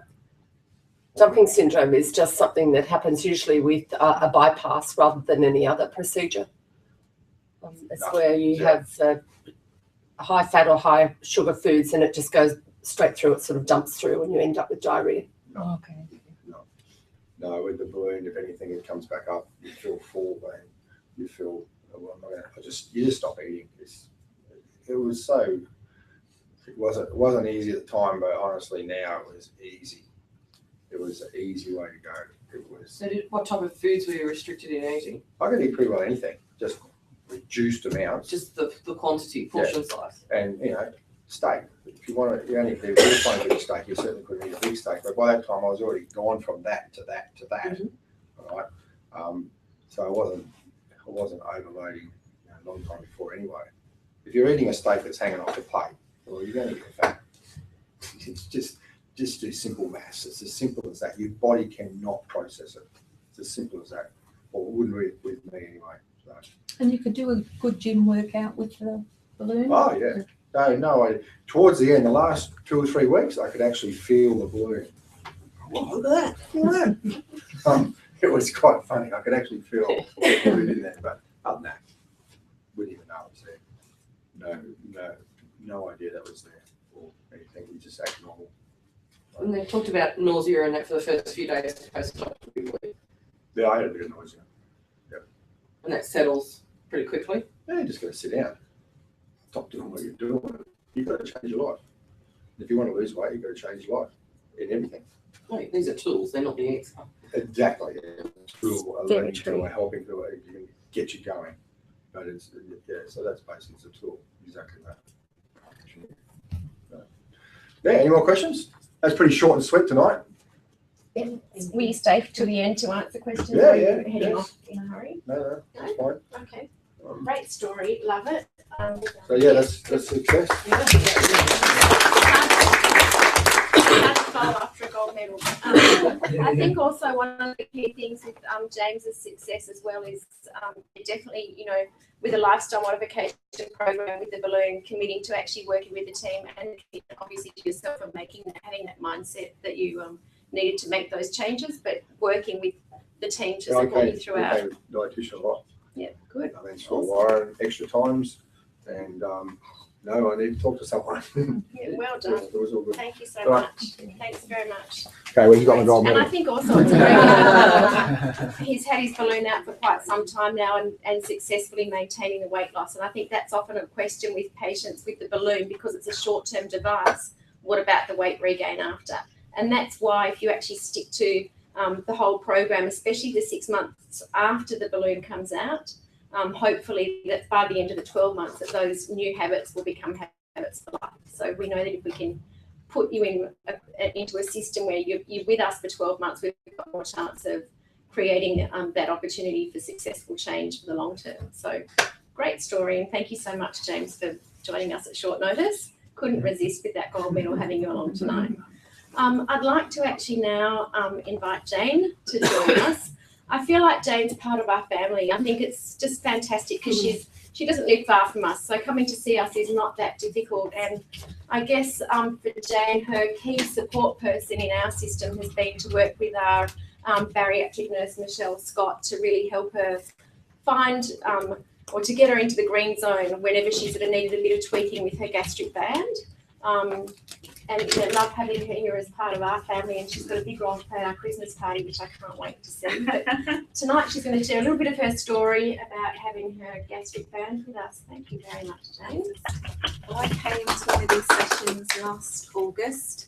I had lost a fair bit of weight myself, but you know, like everybody else, a bit of a yo-yo diet to lose it, put it back on, lose it, been on sort of every diet, and I just got to that point where I wanted to keep it off, and I wanted to keep it off, you know, once and for all. I was overdoing Jenny Craig, Weight Watchers, Tony Ferguson, you know, so you name it. I've done it over the years, and I wanted a long-term solution for me, you know, just save myself some money. I spent so much money over the years doing all these things, and I've got clothes that are size 10 to sort of size 18 plus.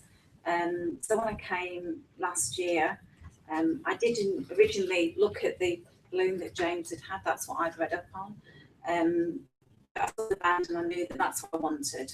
You know, that's what I wanted to have. That was going to be my long-term solution. So I had it on the 1st of October last year at the Wesley Hospital, and they were fantastic there. I can't stress enough how much I was looked after. Nothing was too much trouble. Every question was answered for me. You know, the aftercare, the before care. I have a heart murmur, so it was something I was really conscious about with the anesthetics, and that the anaesthetist was going to do the right thing. I was going to have the right amount of antibiotics to make sure that I was going to be on well afterwards. But yeah, they looked after me really, really well. I came home the next day. I took just over 2 weeks off work. And personally for me, that probably wasn't long enough because the job that I do is a physical job, and I probably could have done with another week. Just at home, putting my feet up, yeah, and just getting over it, because it is it's a big operation. I've got a scar here from where the port is, and then I had 4 little incisions. Obviously where the cameras are, and it's the port one. It did take probably for me 2 or 3 months till I felt that it healed properly. But yeah, once it did, you know, physically it was, you know, quite tough for me. I felt it was quite tough. But the girls were here. I relied on Mel quite a lot because Mel, she'd had a similar thing, and I'd phone her up and I'd ask her, and I'd come in because I don't live far away, so I'd be down here quite a lot, you know, if I wasn't feeling, am I doing this right, am I doing that right? But it was slow and steady for me. It's been very slow and steady. I've probably got about another 10 plus kilos that I'd like to lose, about 10, 11 kilos, but I've probably lost about 13 or 14 kilos since I had my band last year. But I actually been to Europe myself back in June, but I had 2 months over there. So I had all of my fill taken out, and that's what I liked about this, that I could be able to pick and choose really what I wanted to do. I knew that I was going on a big trip, and I actually put just over 8 kilos on in that 8 weeks. So for me, not having that restriction and sort of my mind knowing that I can just eat what I want, you know, I'm not gonna, there's nothing there to stop me, you know, and I sort of got back into those old habits really, really quickly. Honestly, from getting to Brisbane Airport, yeah, it was just all a bit of a downhill thing. So the clothes that I took, by the time I came back, I couldn't fit into because I'd overeaten. And that's because I hadn't got the restriction from the band. So whereas before I would eat a side plate full of food, and I'm conscious about what I eat and the quality of food that I eat. I'm really mindful about what food I put into myself now. I don't just sort of grab anything, because it's, you know, it is an investment. It isn't a cheap thing to do. I'm self-funded, so it was a lot of money I paid. So for me, I've got to look after it, to look after myself. But I've come back and I've nearly lost the 8 kilos that I put on whilst I was away. But getting to that green zone can be really tricky. I would come in once a month, once every 2 weeks, even just to speak to Michelle and to say, oh, I'm not, you know, I was really cautious. I had it really tight once, because I thought it's got to work. So it was too tight. It was the most horrible feeling that I had for 24 hours that you could imagine, because I couldn't even really swallow water properly. It was just sitting like sort of here. It sits there, and you can think, well, where's it going to go? What's going to happen? You know, you just think, is it going to go anywhere? And it sort of doesn't really, to be honest. And if it's not going to go down, it's got to come out one way. So that's the way that it comes out. So you learn to chew, chew, chew, chew, chew. You cannot chew your food enough. It's got to be, I do eat everything, but I eat smaller portions. And by the time you've really chewed your food and your body's sort of, it's gone down and it's sort of recognised that it's had that food without it being, whereas before I could eat my dinner in probably about 2 minutes. Just down, just wouldn't even think about it. I'd be talking, eating, chewing, swallowing, drinking all at the same time. You know, my habits have changed. You know, I've got a small fork that I still use. It's actually a kid's one. Someone gave me that tip, and I do use that little kid's knife and fork. And you do take smaller portions. As long as I chew it and chew things really, really well. I can't overemphasize that enough. You have to chew your food. You've got to take it really slowly, especially in the beginning, because that first time you get a stuck moment, and if you have a band, you will get a stuck moment. It is scary. I thought, I didn't know, I was being an ambulance, you know, and it's horrible. It's a bit of it's a real pain in your chest. It's like the most chronic indigestion you could ever imagine. But if you follow, you know, the support that you're given it, and I knew you got to chew. You know, if you do follow what you're meant to do, you know, it works. It does work. And for me, what I wanted to be able to do was to be able to sit down and cross my legs. I used to sit at work and we'd be in meetings with these people, and I just wanted to be able to sit down and cross my legs. And it was something that I couldn't do, that I wanted to be able to do again, that, you know, people take for granted. And I'd sort of sit there, we have these, you know, sort of weekly meetings, and I'd be really conscious for me of how I sat, and, you know, the way that people were looking at me. But yeah, it it was an easy decision for me to make. I'd done lots of research before I actually came to the meeting to hear. But I say I was really interested in the balloon that James had, but no, that you know, the band was going to be the way that I go. And for me, it's a tool. It's there. You know, it's not going anywhere. I've not had any problems at all since I've had the band. Only self-inflicted ones from eating too quickly, not chewing my food. I do come in regularly. I come in at least once a month. Even if I see Michelle and I don't have a band adjustment, I come in and just here just to, you know, check that everything's okay. As I've lost weight, I can actually feel my port just there. It's a bit of a party piece now when I go, and people, you know, so you can, although I mean it doesn't stick out, but I can feel there, and it's sort of just under the skin. But as you lose weight, obviously it's, you know, the fat's all gone, and it's just that little bit closer, you know, to the surface. But I have heard, you know, people saying, I don't know how you could actually physically see it through your skin. You know, I've read on all sorts of chat rooms, websites, and all sorts. You know, what people say, but you know, it's pretty. It takes commitment, dedication, and commitment. Really, so you know, for the rest of your life, you know, you do have to change the way that you eat, what you eat. I don't eat bread anymore. Can't eat bread. Don't really eat cake. I do it a little bit, but it's some things that you can't. The things that you can't chew well, or doughy things. Just a bit of a no. You just don't eat them. You just think, well, it's just not worth getting things stuck. So, you know, I don't eat it. You know, it's like just changed what I have. I can't. I will say that I probably don't have my breakfast till later now, because I do feel in the morning, for me, that the band's when it's tightest.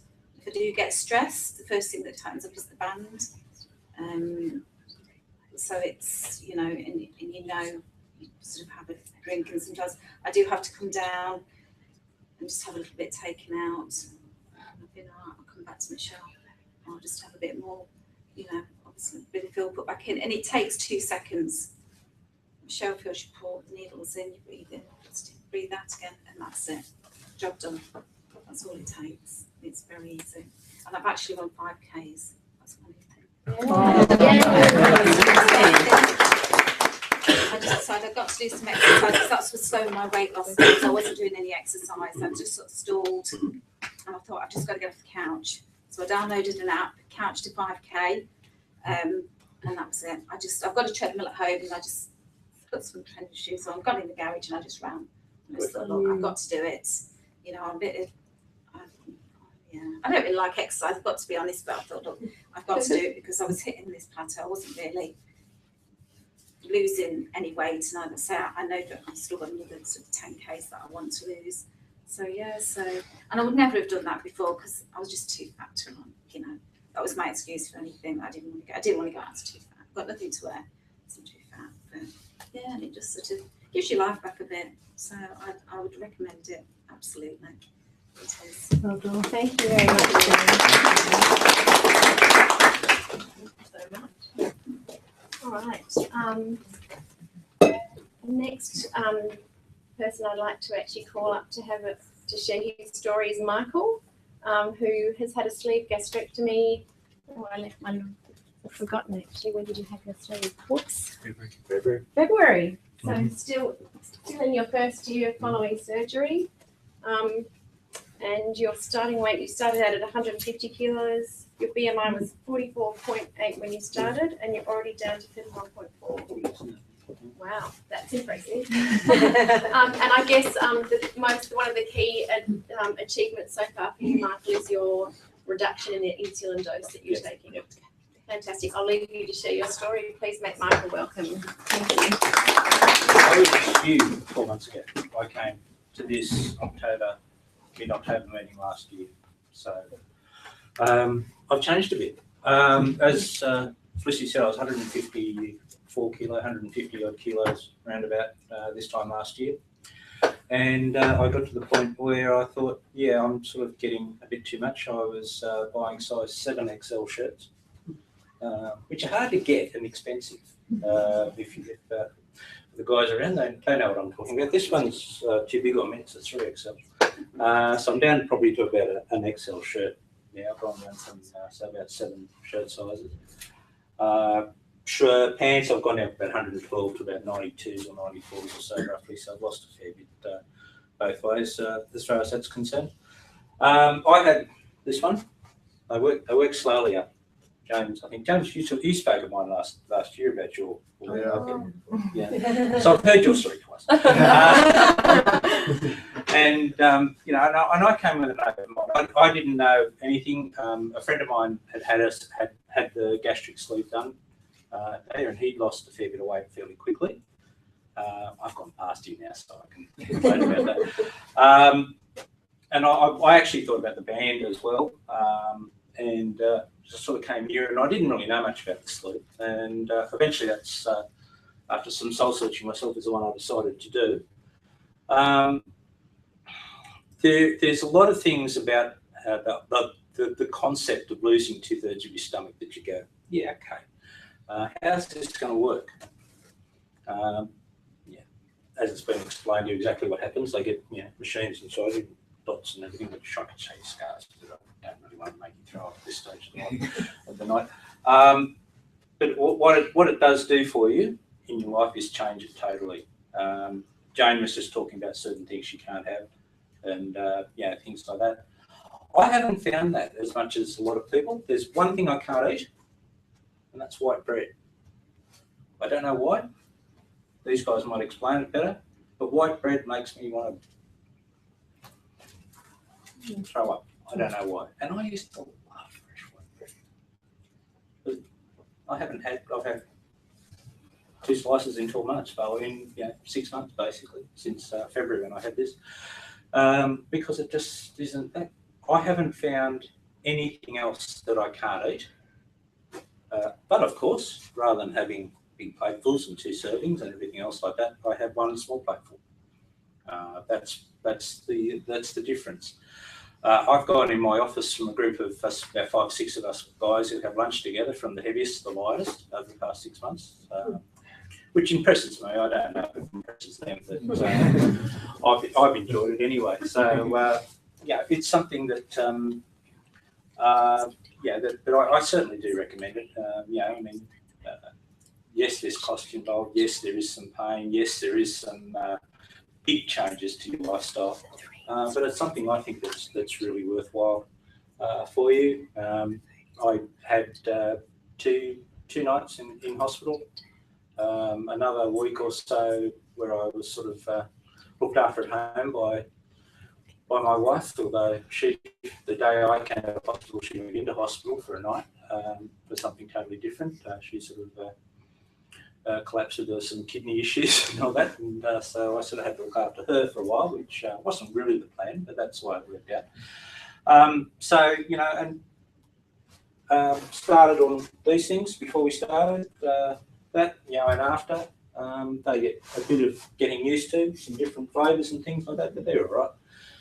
You get used to drinking those, for the first few weeks after, and then just started slowly back onto it. And as I said, it's not a question of what you eat; it's a question of how much you can eat with what you have. And as has been mentioned tonight, I know that what is it? The thing I can never remember the name of, the thing that stops you getting hungry. Yeah, Gremlin. That's the one. I don't know what. Gremlin. It's like gremlin. Yeah, not gremlin. Okay. It disappears. You don't get hungry as much as you do. I certainly find that I don't go looking for my second dinner at 9 o'clock like I used to at one stage in my life. I certainly don't look, to things that that I know I shouldn't eat. I know I have to have a small meal, but I have to make a meal that has protein and other things with it, to keep me healthy and things like that. You've got to take a vitamin every day. Big deal. I found that can be a bit of a cheat. You get the little ones, the sugar coated or type 1s, little chewy ones. then you can pretend you're having a lolly, you know, and you have them sort of, you have 3 of them a day or something. So you sort of, that's a new treat, if you like, to go with what you have. What else do I want to tell you about? Well, that's pretty much it, really. Questions? Please feel free, because I had a whole heap 12 months ago. It's permanent, isn't it? It is permanent. Compared to If I sort of have perhaps one regret, it's probably that I can't go out and have, you know, a 25-course degustation menu dinner or something like that. But then again, I never used to do that anyway. Yeah, it's not a great problem. It's I've become the designated driver because I can only have 1 or 2 drinks in a night anyway. So so that's something that's changed. One of my daughters actually put it the best way. She said, "I've gone from being a fat guy to a skinny guy who's just got a little bit fat." If you know what I mean, you're sort of more just middle-aged freak. You know, I mean, hey, we can live with that. I've gone back to being from not being someone who moves very much. I was a rugby referee in my younger days, still am. Did a couple of touchlines this year, you know, for the side, which I couldn't have done last year. Hopefully going to Byron Bay this week. And What about your diabetes, Mike? oh, the diabetes, I'll do some of my notes here. I remember all these things. Yeah.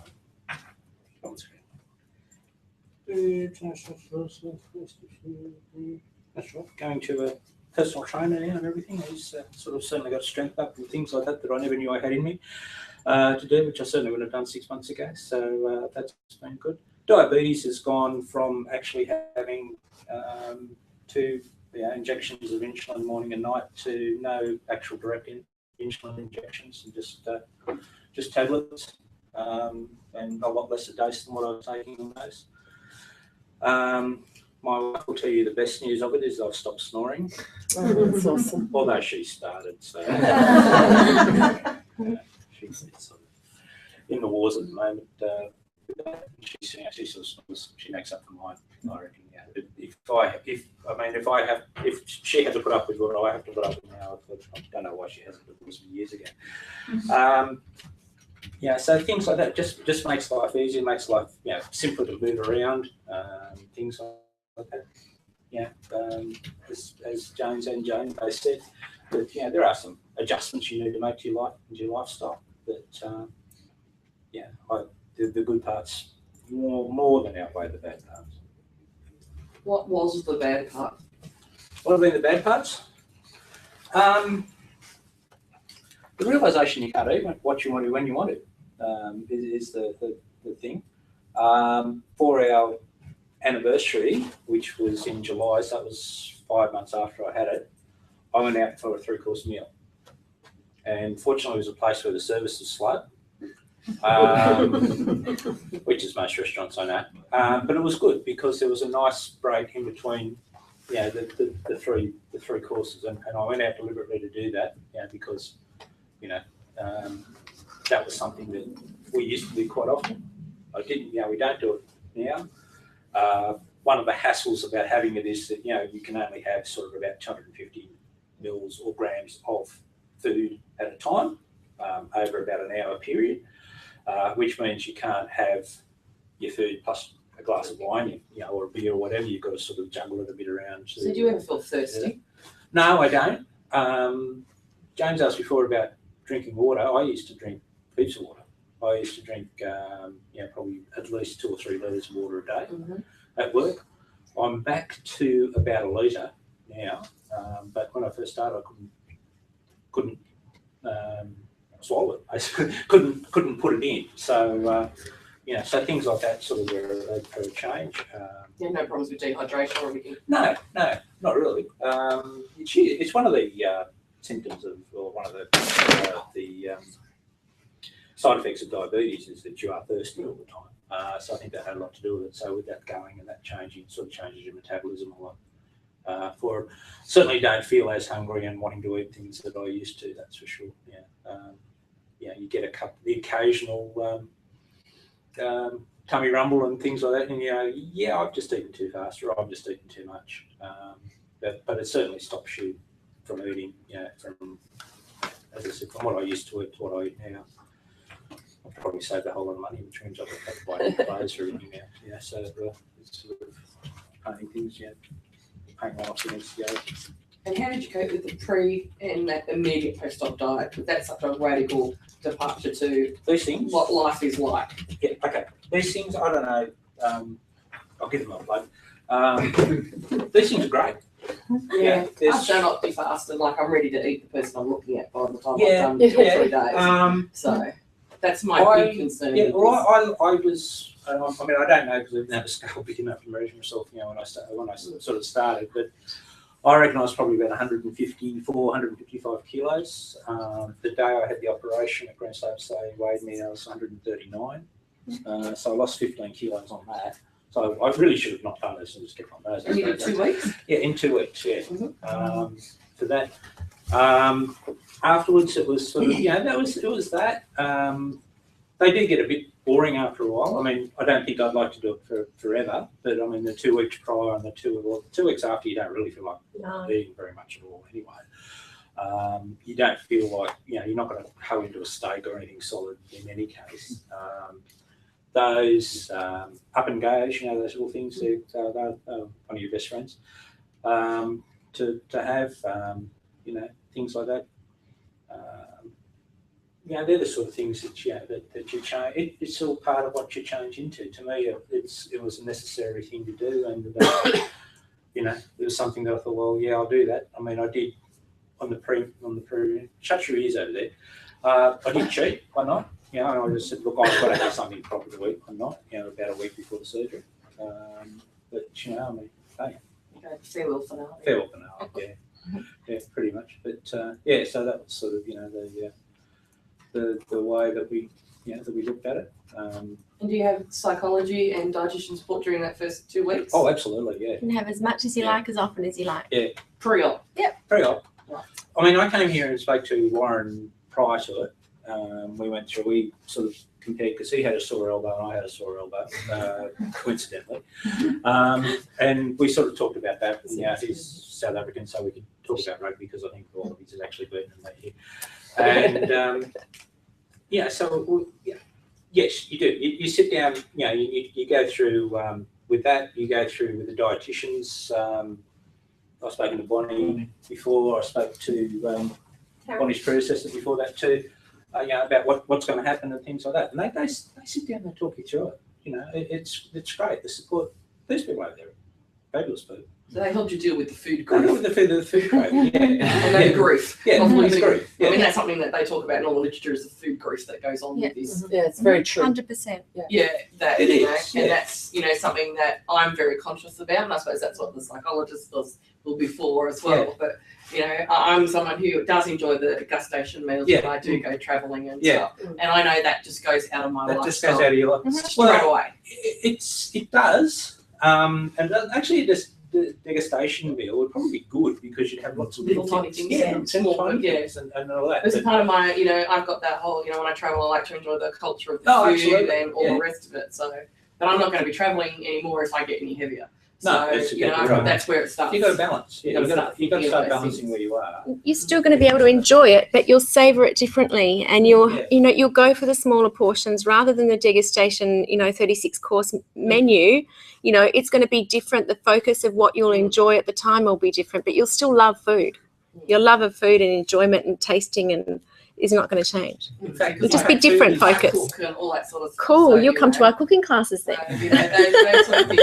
And this is me being terribly honest about the journey I'm on right now with this process. Yeah. Is that, I understand that I acknowledge that I will have food grief. Yeah. And how will I actually manage that will be related to my success depending on the choice I go to. Yeah.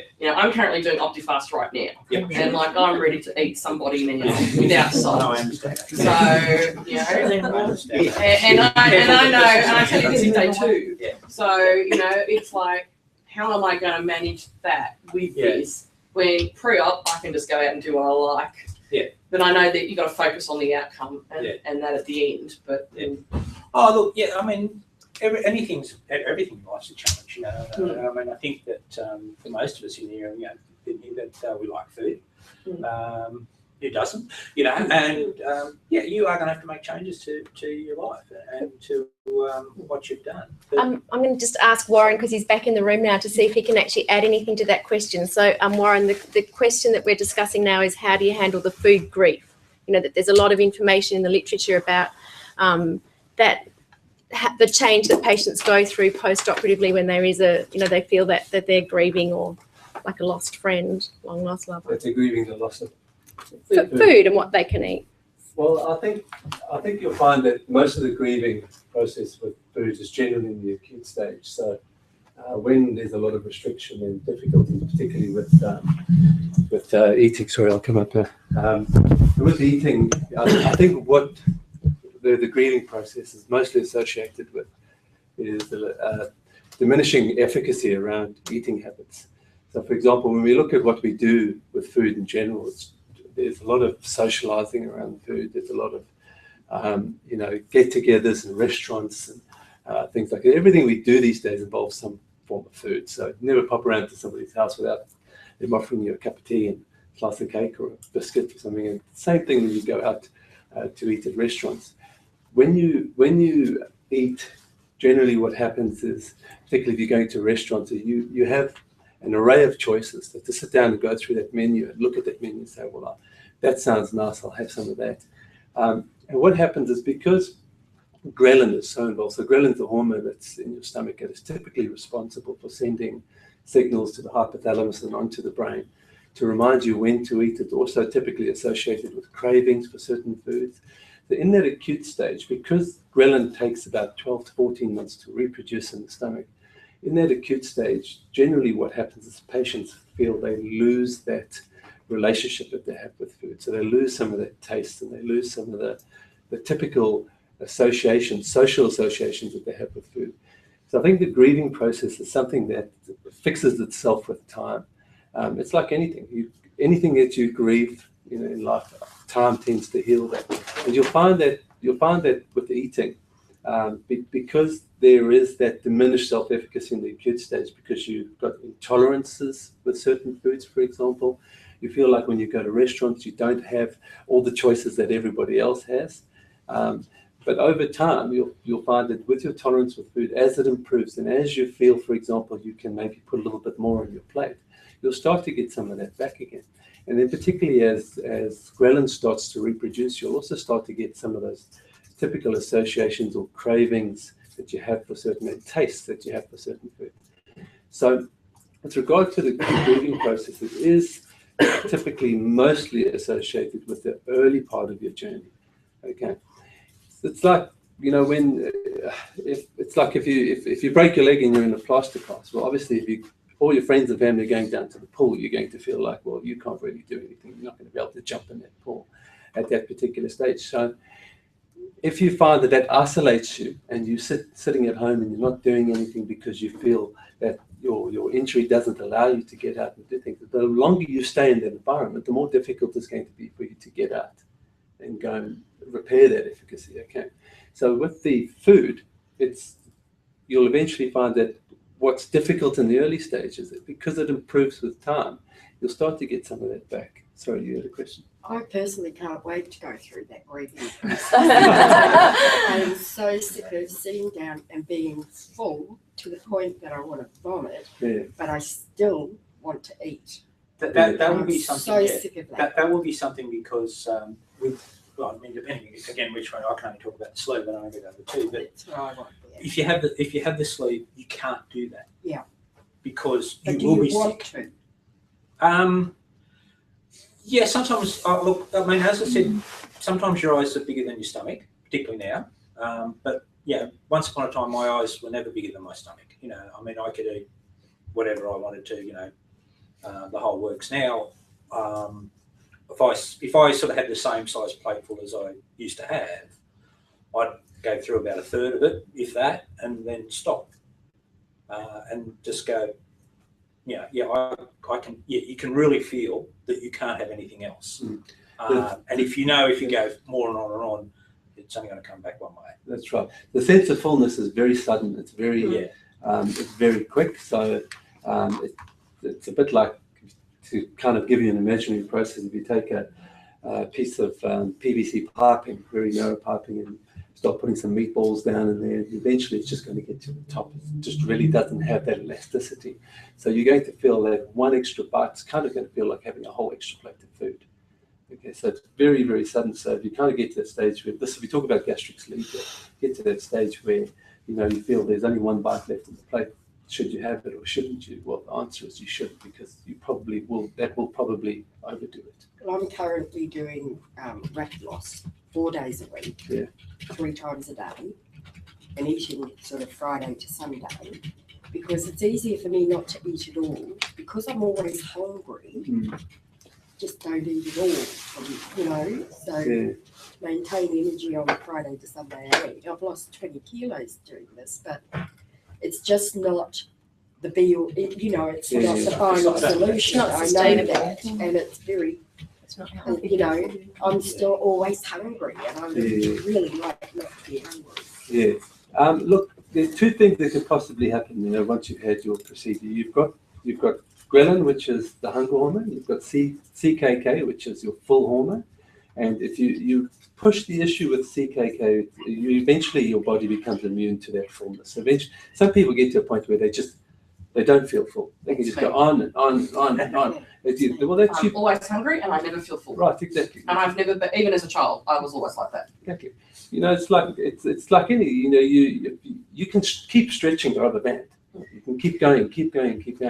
You want CKK to eventually, I don't know the full pronunciation, but that's the short term of it. You want it to eventually start working in your favor. And I think this surgery does help in some, but more importantly, it's the signal on the hunger side that's gone at the early stage. So part of your journey might be assessing some eating awareness cues, so basically an eating awareness diary. It kind of almost diarizes what's happening before you eat, after you eat. Is it purely out of boredom? Is it purely in being in the wrong place at the wrong time? We've got to look at all those behaviors and the cognitions that go with it. But typically the grieving process, I don't want you guys to worry, particularly if you're having, it doesn't matter if you're having a band or a sleep. I don't want you to worry about the fact that food's not going to be, or it's going to be taken away to a point where, you grieve it for life. There is documentation that shows links, for example, with depression after people have gastric sleep. Well, at the end of the day, I've met very few people who've gone on to lose 60, 70 kilos and come out of that depressed. Okay, so at the end of the day, you might have some grieving around your foods, but it will improve. And you'll eventually be able to return that, because the efficacy that I'm talking about is where you can go to a restaurant and you can say, I want to eat this. And I want to feel satisfied and I want to enjoy this, and you will get that back. And you'll be able to, you might not be able to order a main, you might only order the entree, but at the end of the day, you can still go there, you can still feel like everybody else. And this is what I was saying early on about dieting. Dieting makes you feel like you're not like everybody else. Dieting says, you sit in this box and you eat all these things, right? And everybody else is going to have a whale of a time. Okay, so we have to try and move away from that thought pattern. We have to give you guys a chance to really enjoy your food again. But you have to accept also that part of that enjoyment means that you have to make a small sacrifice in the acute stage where, yes, you're probably not going to like it because it's so small. You're probably going to think, is it really worth cooking anything when I have 3 bites and I'm full?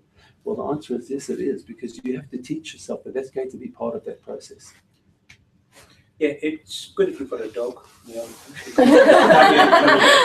fat dog now. But yeah, what Warren said very, very true early on, particularly, you'll cook too much.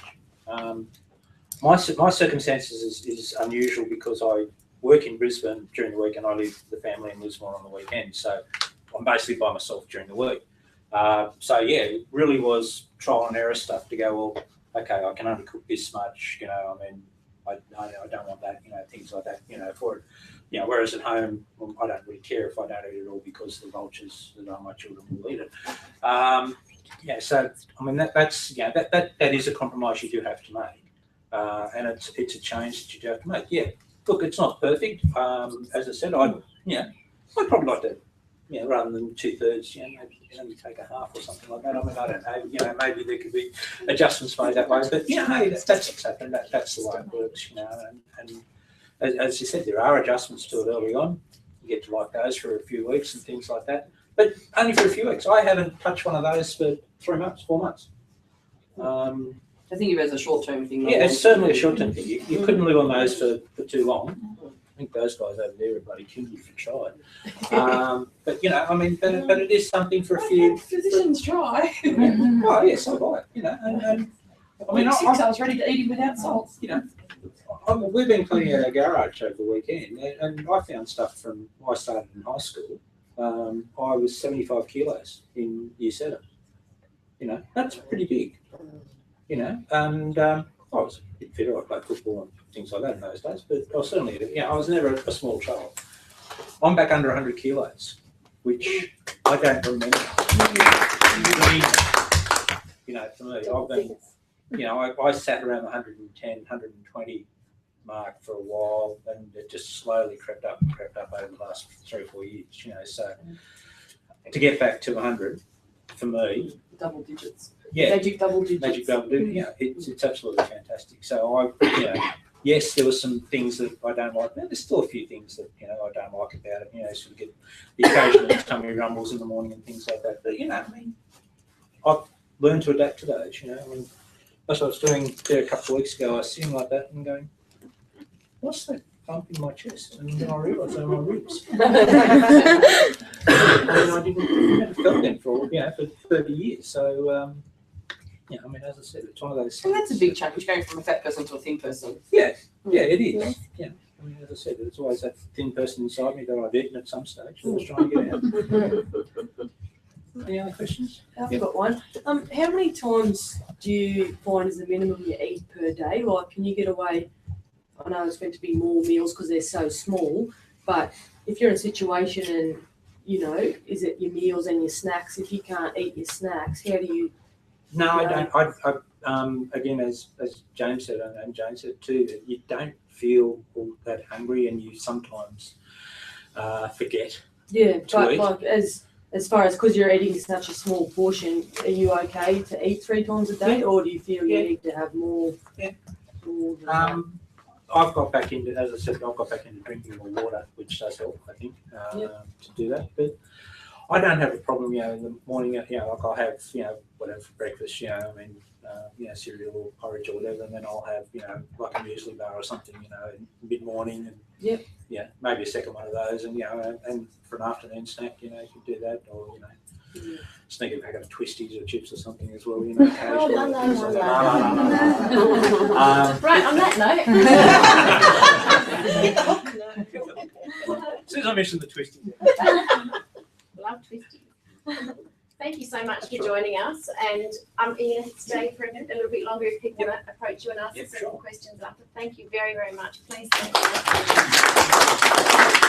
Thank you for coming out to answer that question. That was really interesting. Thank you so much for your participation so far. How is everyone feeling? Are you all comfortable for a few more minutes and indulge us in just a little bit more time?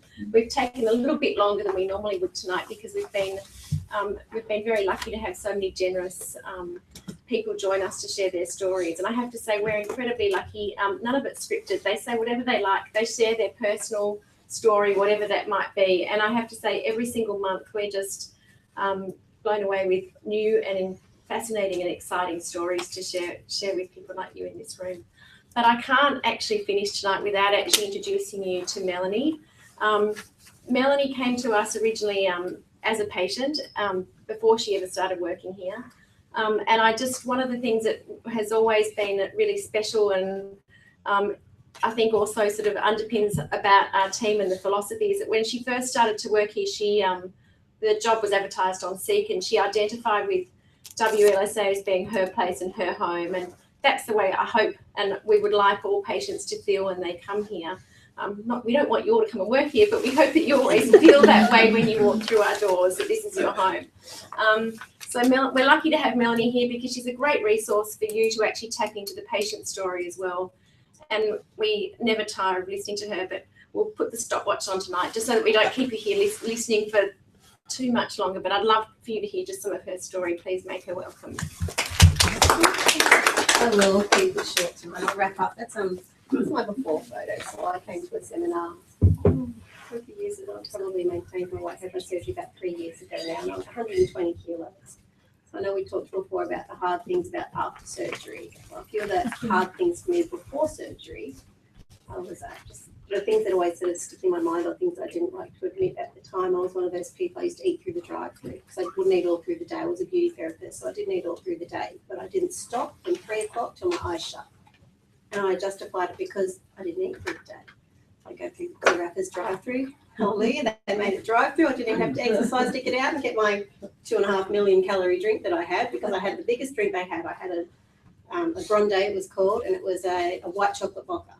So it was full cream milk, cream on the top, had syrup in it, had little chocolate sprinkles on the top, and I like the coffee. I like the sugar in my coffee because it was so big. I had 3. So, and I would have one of those pretty much every day, which now would equate to about 2 days worth of my calories. So, and that was just a drink, so that didn't count, and it doesn't count because you got it through the drive-through. And then I'd go from there and get something else through the drive-through, and I'd pick up the kids from school, and I'd gotten rid of the cheeseburger wrapper or whatever I'd had. So then when I got home, I'm like, oh, haven't had lunch, but I'd have a snack. So I'd have a snack, and I would, again, I hadn't eaten all day, so that was okay, I could have a snack. So I'd have a snack. And then when I was getting dinner, what I used to just taste while I was cooking is now equivalent to my meal. I would have, if we had little chops, I would have a whole chop. I'll just cut that, make sure it's cooked, and make sure it's cooked. Put that half in my mouth. I can't have a bloody half a chop there, so I'd have the other half a chop. So I would taste what is now equivalent to my meal. If we had lasagna, I'll cut off a little sliver, that one, just to make sure it's okay. I'll cut off the sliver of that one. I can't give that kid bigger than that kid. I better cut off the sliver of that kid's too, so they don't get different meals. So all those little just things I didn't think about all the time, what was eating. I think you and I mentioned on the way in here, I said I was always hungry. I just couldn't find that food that would satisfy my craving. I always laugh about the Tim Tam packet. When I turn them over and look at calories once, after surgery, not before surgery. And then on the back of the packet has the calories per serving and the calories per packet. I'm like, huh? Isn't a packet a serving? Who doesn't have a packet? When you sit down to a Tim Tam, who doesn't have a whole packet? Because if someone had said to me, you'll have one now and you'll be happy with that. I was like, no way. No way. I cannot comprehend how you can have one and be satisfied with that. And as for the greeting for food, food was my BFF. I loved food. Clearly, I was 120 kilos. I loved food in every way. If I was sad, I'd have some cake. If I was happy, oh, it's that cake. Someone would come over, it's a cake. I'm going to show someone I love them, I'll make you a cake. It was just so much revolved around food. So I was terrified afterwards. I thought, oh, when I'm sad, I have nothing to eat. When I'm happy, I can't show someone I love them and cook them a beautiful meal. I can't go out to dinner and drink wine and eat food. I was really, really worried. That was one of the main things. I'm not as brave as you, but I did not come to a seminar because I went, this is enough. My auntie was coming to a seminar and asked if I could come with her so she didn't get lost, which is her well-mannered way of saying, you could do this too. But anyway, so I came to the seminar. I'd had these, this vision in my head of who weight loss surgery was for. I'm like, oh, it's for really rich people, or it's for that guy who's locked in his house that Dr. Phil has to come and rescue and that type of thing. I didn't realise it was just for normal people like us who could not diet anymore. And I'd done all the diets, and it would really annoy me when people would say, why don't you go on a diet? I've been dieting since I was 15 years old. We can all diet. The problem is we just can't keep it off. Or you can't do that diet forever. Pineapple diet was great. I lost 10 kilos on the pineapple diet. I can't eat a whole pineapple every single day for the rest of my life as my only source of food. So that's the problem. I just feel like I wasn't programmed with a handbrake. I did not know when to stop. To me, feeling full was when I felt sick. When I was on the verge of vomiting, I'm like, oh yeah, full now. That's it. But it's not. It's a very, very different feeling. Since that photo there, I've lost about 50 kilos and maintain that. I go up and down 1 or 2 kilos, especially at Christmas time when I drink a bit more. Yes, you can still drink alcohol. I'm surprised no one's asked it. It's normally the first question we get asked. So yes, you can definitely still have alcohol. So I go up 1 or 2, but that's it. Whereas once upon a time, if I lost 10, I put back on 12. If I lost 20, I put back on 25. So that's been the thing for me. I feel like I'm not just standing here 50 kilos lighter than I was. I'm probably standing here 70 kilos lighter because I was putting on every year, a few kilos every year. So over the past 4 years, 3 or 4 years, I would have put on more. So that's the maintenance is a good thing. And just that feeling of satisfied when you've had what you wanted. Yes, you can still have whatever you want. If you want a glass of wine, I'll have a small glass of wine. I often put ice in it to water it down a bit because I find I it just, it's a bit heavier than it used to be. Same with milk. I don't have anything milky or creamy anymore. I used to think pasta only came in a cream sauce. Well, behold, comes in a tomato sauce. Because I loved creamy food, anything creamy and milky. That was my thing. So I don't do creamy pastas, I don't do creamy sauces, I don't do milk. I actually have soy milk now. I don't even like milk. And Zarrapas are still in business, so clearly they survived without me. But now I have a soy cappuccino, and I often ask for an extra shot of water because I find it a bit creamy. So that's just the change in what I want now, what I require, and what I'm happy with. I did order once a very small white chocolate mocha afterwards. I'm like, oh yeah, I missed this thing. I got it without the cream, of course, because I didn't want it to be too naughty. And about 3 sips into it, I was like, no way, you are gone. Same with fried food. I can't do fried food anymore because to me it tastes like oil. I can really taste the oil. It's amazing how when you slow down and chew, we all talk about slowing down, how things taste differently. I loved hot chips. I think we had a thing on the Facebook page recently. Peter was talking about hot chips. I loved hot chips, but I inhaled them so quickly. I actually never really chewed them down. And if you take one hot chip and put it in your mouth and chew it for a long time, it just tastes like oily, soggy potato. It's not as fun. Whereas I used to eat them so damn quick. All I got was that crunch on the outside, a bit of salt. Yeah, it's great. So when you slow down and eat, you tend to eat differently as well. So you'll find that things you used to love, you won't anymore, or things that you didn't much care for, you will afterwards. I'm still a guts because that's the way as I'm programmed. If I could have 5 hot chips or half a salad sandwich, I'm going to go the salad sandwich because I'm a guts. So I still want more, for more volume. So you tend to choose differently as well. So you tend to choose different foods. And for eating on a plate, I dish my meal up on a little bread and butter plate. I still, 3 years later, dish up too much food every time. Because what you can actually eat, if you put it on a plate, just looks a bit stupid. So when you bring out everyone's meals, it just looks a bit silly. It's like I'm eating a baby and a baby in my family.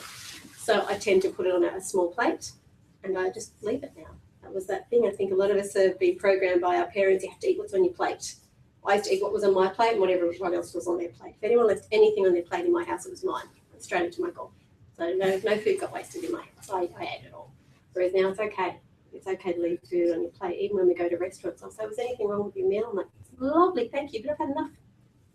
That's it.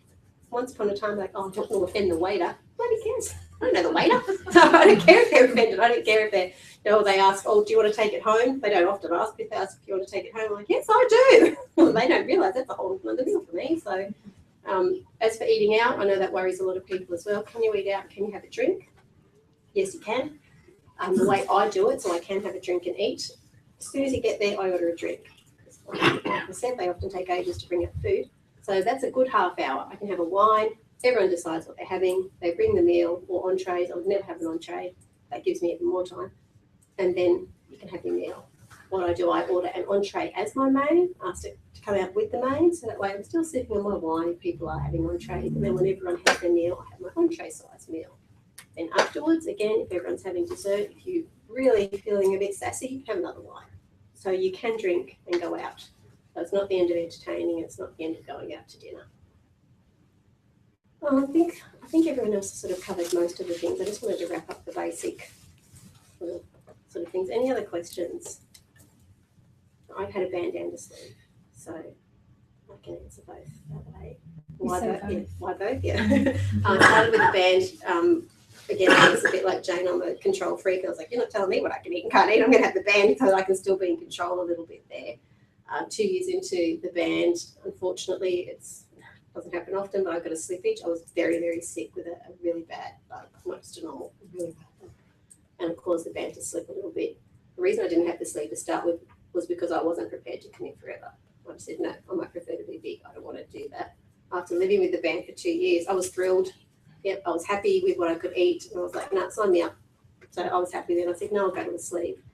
When I had the band out, this was a really sort of prove to myself that I was really comfortable with my decision. I had to have my band out for 8 weeks until I had my sleeve, and I put on 9 kilos.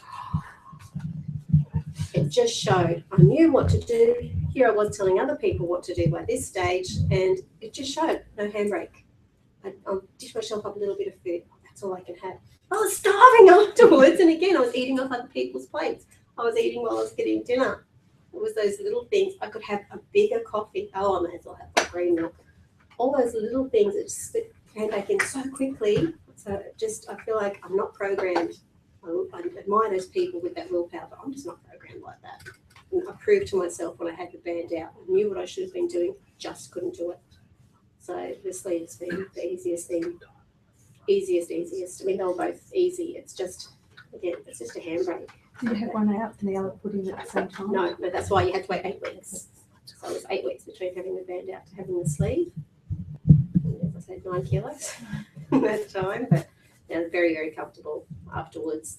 As for eating the shakes afterwards, you really don't feel like getting food. When you're in hospital, they bring you these tiny little apple juice, like the little ones that get on the plane.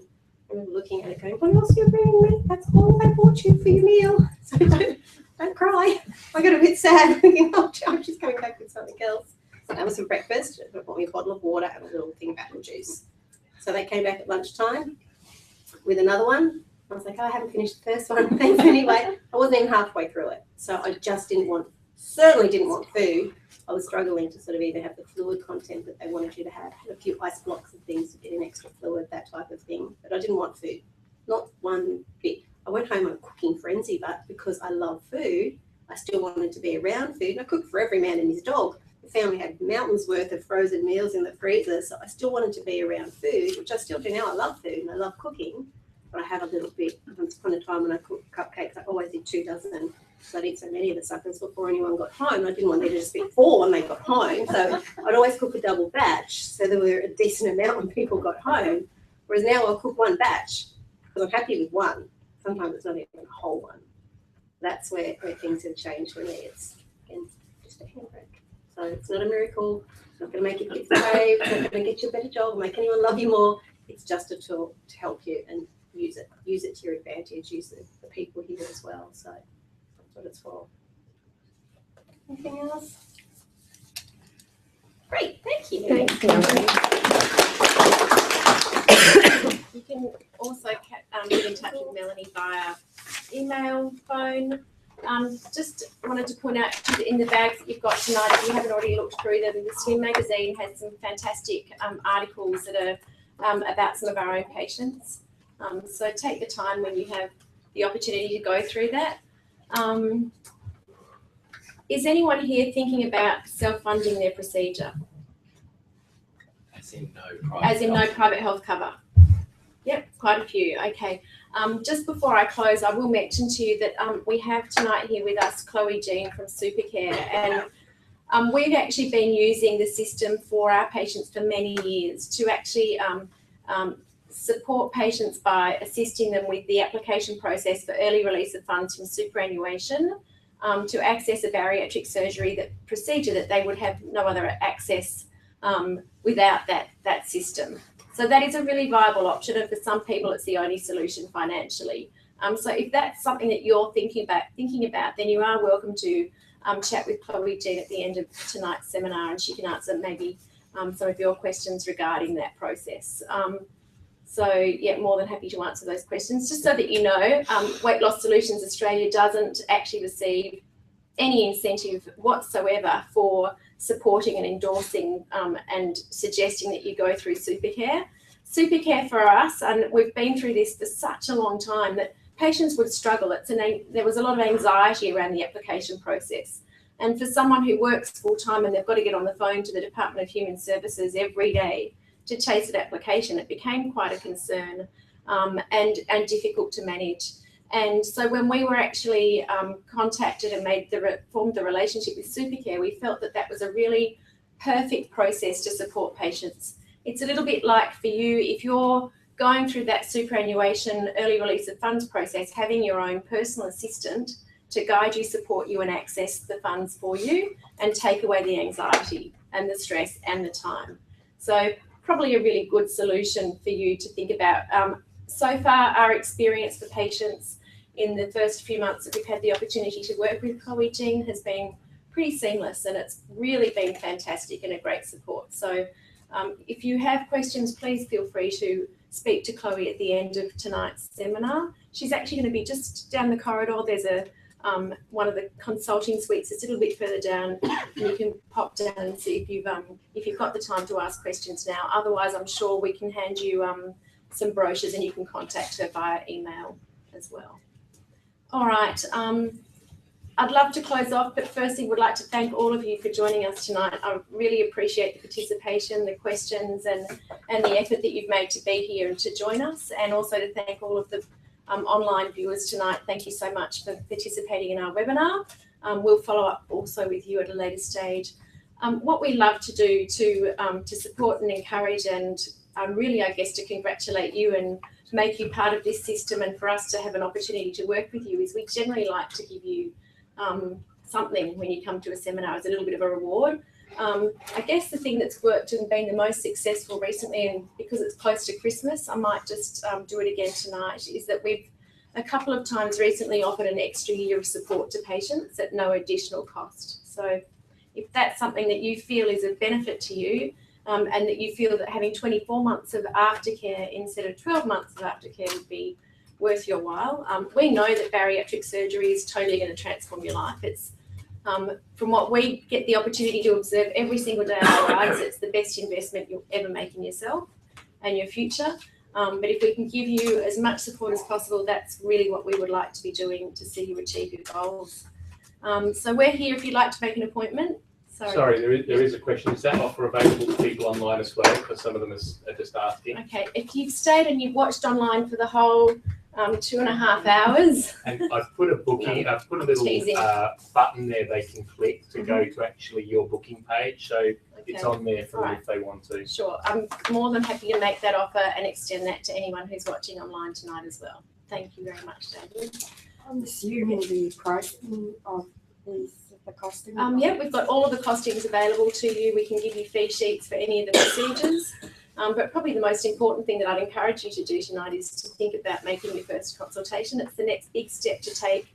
This is a big step to actually walk through the doors and attend a seminar like this. I think is a huge step to take, and I'm sure both James and Michael would agree that that's a massive big step to take, to come along and expose yourself, to come along and listen to us in a space like this tonight. But best decision you could ever make, and we can make appointments if you choose. You can see if you're travelling from a distance, we will book 3 consultants in one day.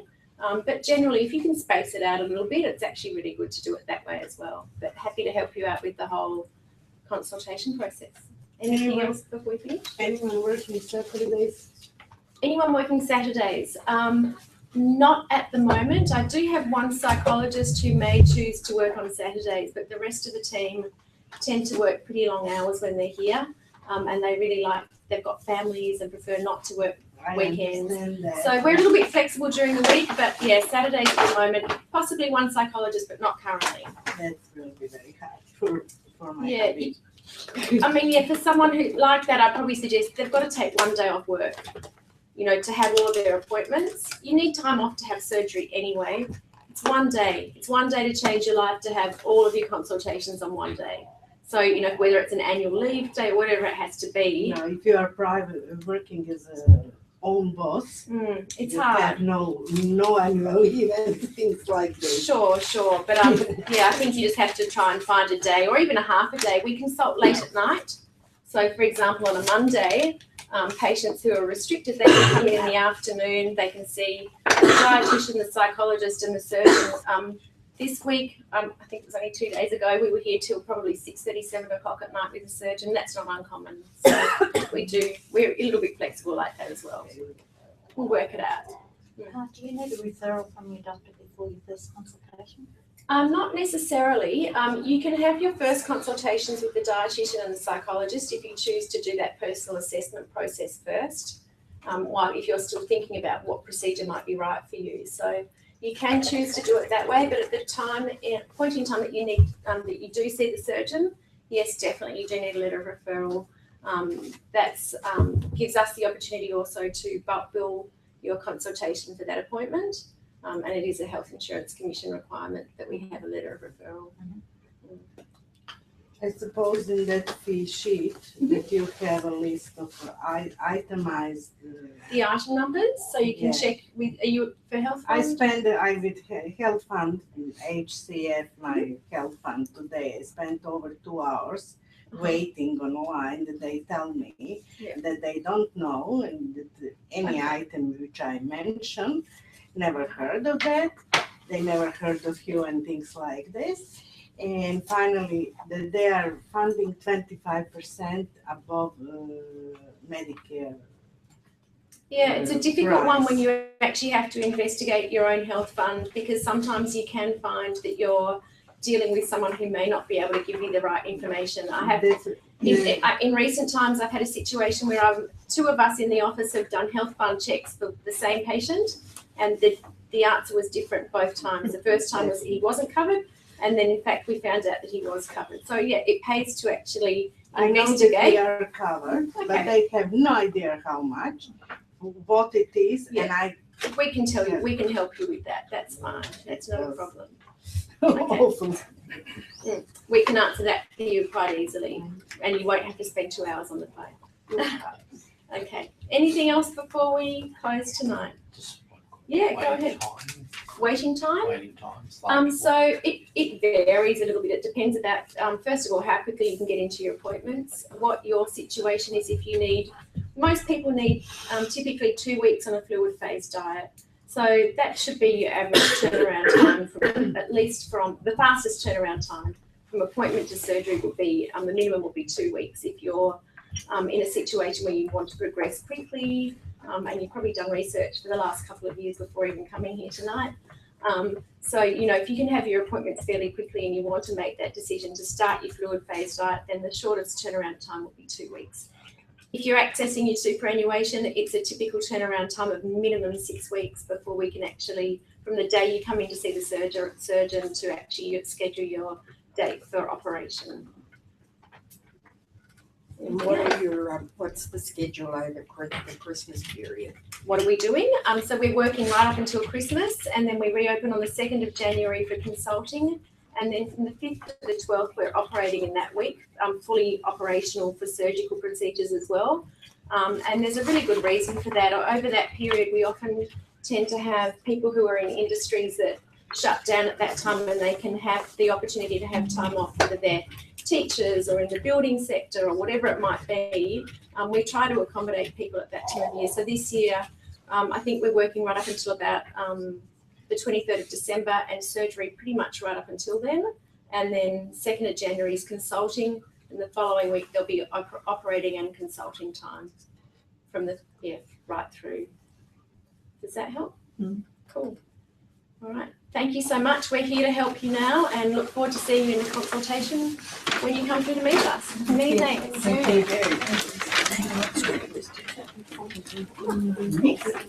Sorry you're late. Oh, that's you only missed a few minutes. Thank you.